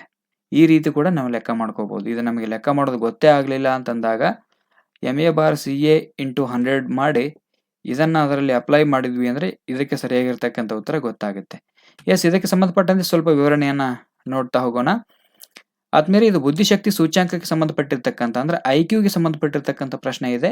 ಜರ್ಮನ್ ದೇಶದ ಖ್ಯಾತ ಮನೋವಿಜ್ಞಾನಿಯಾಗಿರ್ತಕ್ಕಂಥ ವಿಲಿಯಂ ಸ್ಟರ್ನ್ ಏನ್ ಮಾಡ್ತಾರೆ ಅಂದ್ರೆ ಮೊಟ್ಟ ಮೊದಲ ಬಾರಿಗೆ ಬುದ್ಧಿಶಕ್ತಿ ಸೂಚ್ಯಾಂಕದ ಪರಿಕಲ್ಪನೆಯನ್ನ ಬಳಕೆಗೆ ತರ್ತಾರೆ. ಮೊಟ್ಟ ಮೊದಲಿಗೆ ಬುದ್ಧಿಶಕ್ತಿ ಸೂಚ್ಯಾಂಕದ ಪರಿಕಲ್ಪನೆಯನ್ನು ಬಳಕೆಗೆ ತಂದವರು ಜರ್ಮನ್ ದೇಶದ ಖ್ಯಾತ ಮನೋವಿಜ್ಞಾನಿಯಾಗಿರ್ತಕ್ಕಂಥ ವಿಲಿಯಂ ಸ್ಟರ್ನ್. ಇದು ನಿಮಗೆ ನೆನಪಿರಬೇಕು. ಇನ್ನು ಈ ಬುದ್ಧಿಶಕ್ತಿ ಸೂಚ್ಯಾಂಕವನ್ನು ಕಂಡುಹಿಡಿಯಲಿಕ್ಕೆ ಒಂದು ಸೂತ್ರವನ್ನ ಹೇಳ್ತಾರೆ. ಬುದ್ಧಿಶಕ್ತಿ ಸೂಚ್ಯಾಂಕವನ್ನು ಕಂಡುಹಿಡಿಯಬೇಕಾದ್ರೆ ಮಾನಸಿಕ ವಯಸ್ಸನ್ನ ದೈಹಿಕ ವಯಸ್ಸಿನಿಂದ ಭಾಗಿಸಿ ಬಂದಿರತಕ್ಕಂಥ ಉತ್ತರವನ್ನ 100ರಿಂದ ಗುಣಿಸಿದ್ರೆ, ಬಂದಿರತಕ್ಕಂಥ ಭಾಗಲಬ್ಧವನ್ನು 100ರಿಂದ ಗುಣಿಸಿದ್ರೆ ನಮಗೆ ಬುದ್ಧಿಶಕ್ತಿ ಅನ್ನುವಂಥದ್ದು, ಬುದ್ಧಿಶಕ್ತಿ ಸೂಚ್ಯಾಂಕ ಅನ್ನುವಂಥದ್ದು ಸಿಗುತ್ತೆ ಅಂತ ಹೇಳ್ತಾರೆ. ಇನ್ನು ಇದರಲ್ಲಿ ಬರ್ತಕ್ಕಂಥ ಮಾನಸಿಕ ವಯಸ್ಸು, ದೈಹಿಕ ವಯಸ್ಸು ನಮಗೆ ಗೊತ್ತಿದೆ, ಕ್ರೊನೊಲಾಜಿಕಲ್ ಏಜ್ ನಮಗೆ ಗೊತ್ತಿದೆ. ಅಂದ್ರೆ ಯಾವ ವ್ಯಕ್ತಿ ಹುಟ್ಟಿರ್ತಾನಲ್ಲ, ಹುಟ್ಟಿದ ದಿನಾಂಕದಿಂದ ಪ್ರಸ್ತುತ ಇರ್ತಕ್ಕಂಥ ದಿನಾಂಕದವರೆಗೆ ಏನು ಆತ ವಯಸ್ಸುಗಳನ್ನು ಕಳೆದಿದ್ದಾನೆ ಅದನ್ನು ನಾವು ದೈಹಿಕ ವಯಸ್ಸು ಅಂತ ಕರಿತೀವಿ. ಈ ಮಾನಸಿಕ ವಯಸ್ಸು ಅಂದ್ರೆ ಏನು? ಈ ಮಾನಸಿಕ ವಯಸ್ಸಿನ ಪರಿಕಲ್ಪನೆಯನ್ನು ಮೊಟ್ಟ ಮೊದಲು ಜಗತ್ತಿಗೆ ನೀಡಿರ್ತಕ್ಕಂಥ ಕೀರ್ತಿ ಆಲ್ಫ್ರೆಡ್ ಬೀನೆ ಅವರಿಗೆ ಸಲ್ಲುತ್ತೆ. ಹೌದಾ? ಈ ಆಲ್ಫ್ರೆಡ್ ಬೀನೆ ಅವರು ಮೊಟ್ಟ ಮೊದಲು ಮಾನಸಿಕ ವಯಸ್ಸಿನ ಪರಿಕಲ್ಪನೆಯನ್ನ ಜಗತ್ತಿಗೆ ಪರಿಚಯ ಮಾಡ್ತಾರೆ. ಇನ್ನು ಇದಕ್ಕೆ ಸಂಬಂಧಪಟ್ಟಂತೆ, ಈ ಪ್ರಶ್ನೆಗೆ ಸಂಬಂಧಪಟ್ಟಂತೆ ಸ್ವಲ್ಪ ಈ ಉತ್ತರವನ್ನ ನಾವು ನೋಡ್ತಾ ಹೋಗೋಣ. ಆದ್ಮೇಲೆ ಕೊಟ್ಟಿರ್ತಕ್ಕಂಥ ದತ್ತಾಂಶ ಏನಿದೆ ಅನ್ನುವಂಥದ್ದು ನಮಗೆ ಆಲ್ರೆಡಿ ಗೊತ್ತಿದೆ. ಐಕ್ಯೂ ಕೊಟ್ಟಿದ್ದಾರೆ, ಹುಡುಗಿ ಐಕ್ಯೂ ಕೊಟ್ಟಿದ್ದಾರೆ 125, ಆಕೆಯ ಮಾನಸಿಕ ವಯಸ್ಸನ್ನು ಕೊಟ್ಟಿದ್ದಾರೆ 15 ವರ್ಷ ಅಂತ. ಕಂಡು ಹಿಡಿಬೇಕಾಗಿರುವಂಥದ್ದು ಏನು ಅಂದ್ರೆ CA, ಕ್ರೊನೊಲಾಜಿಕಲ್ ಏಜ್ ಕಂಡು ಹಿಡಿಬೇಕು ನಾವು. ಬುದ್ಧಿಶಕ್ತಿ ಸೂಚ್ಯಾಂಕದ ಸೂತ್ರ ನಮಗೆ ಆಲ್ರೆಡಿ ಗೊತ್ತಿದೆ. ಐಕ್ಯೂ ಕಂಡು ಹಿಡಿಯುವಂಥ ಸೂತ್ರ ನಮಗೆ ಗೊತ್ತಿದೆ. IQ is equal to MA/CA × 100 ಮಾಡಿದ್ವಿ ಅಂದ್ರೆ ನಮಗೆ ಐಕ್ಯೂ ಗೊತ್ತಾಗುತ್ತೆ. ಇಲ್ಲಿ ಅವ್ರು ಏನು ಕೊಟ್ಟಿದ್ದಾರೆ ಅಂದ್ರೆ CA ಕಂಡು ಹಿಡಿಯಲಿಕ್ಕೆ ಹೇಳಿದ್ದಾರೆ, ನಮಗೆ ಕ್ರೊನೊಲಾಜಿಕಲ್ ಏಜ್ ಕಂಡು ಹಿಡಿಯಲಿಕ್ಕೆ ಹೇಳಿದ್ದಾರೆ. ಯಾಕಂದ್ರೆ ಮಾನಸಿಕ ವಯಸ್ಸು ಗೊತ್ತಿದೆ ನಮಗೆ, ಆಮೇಲೆ ಐಕ್ಯೂ ಕೂಡ ಗೊತ್ತಿದೆ. ಹೀಗಾಗಿ CA is equal to MA/IQ × 100 ಮಾಡಿದ್ವಿ ಅಂದ್ರೆ ನಮಗೆ ಉತ್ತರ ಬರುತ್ತೆ. ಹೀಗಾಗಿ CA ನಮಗೆ ಮೆಂಟಲ್ ಏಜ್ ಗೊತ್ತಿದೆ 15 ವರ್ಷ, ಐಕ್ಯೂ ಕೂಡ ಗೊತ್ತಿದೆ 125 ವರ್ಷ. ಈ ಮಾನಸಿಕ ವಯಸ್ಸನ್ನ ಐಕ್ಯೂನಿಂದ ಭಾಗಿಸಿದಾಗ ಎಷ್ಟು ಬರುತ್ತೆ ಅಂದ್ರೆ 0.12 ಬರುತ್ತೆ. ಅದನ್ನ 100ರಿಂದ ಗುಣಾಕಾರ ಮಾಡಿದ್ವಿ ಅಂದ್ರೆ ಉತ್ತರ ಎಷ್ಟು ಬರುತ್ತೆ ಅಂದ್ರೆ 12 ಬರುತ್ತೆ. ಹೀಗಾಗಿ ಇಲ್ಲಿ ದೈಹಿಕ ವಯಸ್ಸು, ಆ ಹುಡುಗಿಯ ದೈಹಿಕ ವಯಸ್ಸು ಎಷ್ಟು ಅಂದ್ರೆ 12 ವರ್ಷ. 12 ವರ್ಷ ದೈಹಿಕ ವಯಸ್ಸು ಜೊತೆಗೆ 15 ವರ್ಷ ಮಾನಸಿಕ ವಯಸ್ಸು ಇರ್ತಕ್ಕಂಥ ಹುಡುಗಿಯ ಐಕ್ಯೂ ಎಷ್ಟಾಗುತ್ತೆ ಅಂದ್ರೆ 125 ಆಗತ್ತೆ. ಇದು ನಿಮಗೆ ಗೊತ್ತಿರಬೇಕು. ಎಸ್, ಇದಿಷ್ಟು ಬುದ್ಧಿಶಕ್ತಿ ಸೂಚ್ಯಾಂಕಕ್ಕೆ ಸಂಬಂಧಪಟ್ಟಂತೆ ದೈಹಿಕ ವಯಸ್ಸನ್ನು ಯಾವ ರೀತಿ ಕಂಡು ಹಿಡಿಯಬೇಕು ಅನ್ನುವಂಥದ್ದನ್ನ ನಾವು ನೋಡಿದ್ವಿ. ಆದ್ಮೇಲೆ ಇದಿಷ್ಟು ಇವತ್ತಿನ ತರಗತಿಗೆ ಸಂಬಂಧಪಟ್ಟಂತೆ 2015ರ TET ಪತ್ರಿಕೆ 2ರಲ್ಲಿ ಬಂದಿರತಕ್ಕಂಥ ಶೈಕ್ಷಣಿಕ ಮನೋವಿಜ್ಞಾನದ 10 ಮೊದಲ 10 ಪ್ರಶ್ನೋತ್ತರಗಳ ಬಗ್ಗೆ ಇವತ್ತಿನ ತರಗತಿಯಲ್ಲಿ ನಾವು ಬಹಳಷ್ಟು ಡೀಟೇಲ್ ಆಗಿ ಚರ್ಚೆ ಮಾಡಿದ್ದೇವೆ. ಇವತ್ತಿನ ಈ ತರಗತಿ ನಿಮಗೆ ಇಷ್ಟ ಆಗಿತ್ತು ಅಂದರೆ ದಯವಿಟ್ಟು ವಿಡಿಯೋಗೆ ಲೈಕ್ ಕೊಡಿ. ಹಾಗೆ ನೀವು ಇದುವರೆಗೂ ನಮ್ಮ ಚಾನಲ್ಗೆ ಸಬ್ಸ್ಕ್ರೈಬ್ ಮಾಡ್ಕೊಂಡಿಲ್ಲ ಅಂದರೆ ಈಗಲೇ ಸಬ್ಸ್ಕ್ರೈಬ್ ಮಾಡ್ಕೊಳ್ಳಿ. ಜೊತೆಗೆ ಪಕ್ಕದಲ್ಲಿ ಕಾಣುವಂಥ ಬೆಲ್ ಬಟನ್ ಮೇಲೆ ಕ್ಲಿಕ್ ಮಾಡಿ ಆಲ್ ನೋಟಿಫಿಕೇಶನ್ ಸೆಲೆಕ್ಟ್ ಮಾಡ್ಕೊಂಡ್ರಿ ಅಂದರೆ ನಾವು ಅಪ್ಲೋಡ್ ಮಾಡುವಂಥ ಪ್ರತಿಯೊಂದು ವಿಡಿಯೋ ತರಗತಿಯ ನೋಟಿಫಿಕೇಶನ್ ನಿಮ್ಮ ಮೊಬೈಲ್ಗೆ ಉಚಿತವಾಗಿ ಬರುತ್ತೆ. ಯಾರೆಲ್ಲ TETಗಾಗಿ GPSTR ಹಾಗೂ HSTRಗಾಗಿ ಪ್ರಿಪೇರ್ ಆಗ್ತಿದ್ದೀರಿ, ನಮ್ಮ ಚಾನಲ್ನಲ್ಲಿ ಹಲವಾರು ವಿಡಿಯೋ ತರಗತಿಗಳಿದೆ. ಸೈಕಾಲಜಿಗೆ ಸಂಬಂಧಪಟ್ಟಂತೆ ಆ ಎಲ್ಲ ತರಗತಿಗಳನ್ನು ತಾವು ಉಚಿತವಾಗಿ ನೋಡ್ಕೋಬಹುದು. ಹಾಗೆಯೇ ನಮ್ಮ ವೆಬ್ಸೈಟ್ ಆಗಿರ್ತಕ್ಕಂಥ www.edutubekannada.com ವೆಬ್ಸೈಟ್ನಲ್ಲಿ ಎಲ್ಲ ಸ್ಪರ್ಧಾತ್ಮಕ ಪರೀಕ್ಷೆಗಳಿಗೆ ಸಂಬಂಧಪಟ್ಟಂತೆ ಉಚಿತ PDF ನೋಟ್ಸ್ಗಳು ಕೂಡ ನಿಮಗೆ ಸಿಗುತ್ತೆ. ಅವುಗಳನ್ನ ಡೌನ್ಲೋಡ್ ಮಾಡಿಕೊಂಡು ತಾವುಗಳು ತಮ್ಮ ಅಧ್ಯಯನಕ್ಕೆ ಅವುಗಳನ್ನ ಬಳಕೆ ಮಾಡ್ಕೋಬಹುದು. ಇದಿಷ್ಟು ಇವತ್ತಿನ ತರಗತಿ. ಮತ್ತೆ ಮುಂದಿನ ತರಗತಿಯಲ್ಲಿ ನಾವೇನು ಮಾಡೋಣ ಅಂತಂದರೆ 2015ನೇ ಸಾಲಿನ TET ಪತ್ರಿಕೆ 2ಕ್ಕೆ ಸಂಬಂಧಪಟ್ಟಂತೆ ಆ ಪತ್ರಿಕೆ 2ರಲ್ಲಿ ಬರ್ತಕ್ಕಂಥ ಶಿಶು ಮನೋವಿಜ್ಞಾನಕ್ಕೆ ಸಂಬಂಧಪಟ್ಟಿರ್ತಕ್ಕಂಥ ಮುಂದಿನ 10 ಪ್ರಶ್ನೆಗಳ ಬಗ್ಗೆ ಸಮಗ್ರ ವಿಶ್ಲೇಷಣೆಯನ್ನು ಮಾಡ್ತಾ ಹೋಗೋಣ. ಇದಿಷ್ಟು ಇವತ್ತಿನ ವಿಡಿಯೋ ತರಗತಿ. ಮುಂದಿನ ತರಗತಿಯಲ್ಲಿ ಮತ್ತೆ ಸಿಗೋಣ. ಅಲ್ಲಿಯವರೆಗೂ ಎಲ್ಲರಿಗೂ ನಮಸ್ಕಾರ. ಧನ್ಯವಾದಗಳು.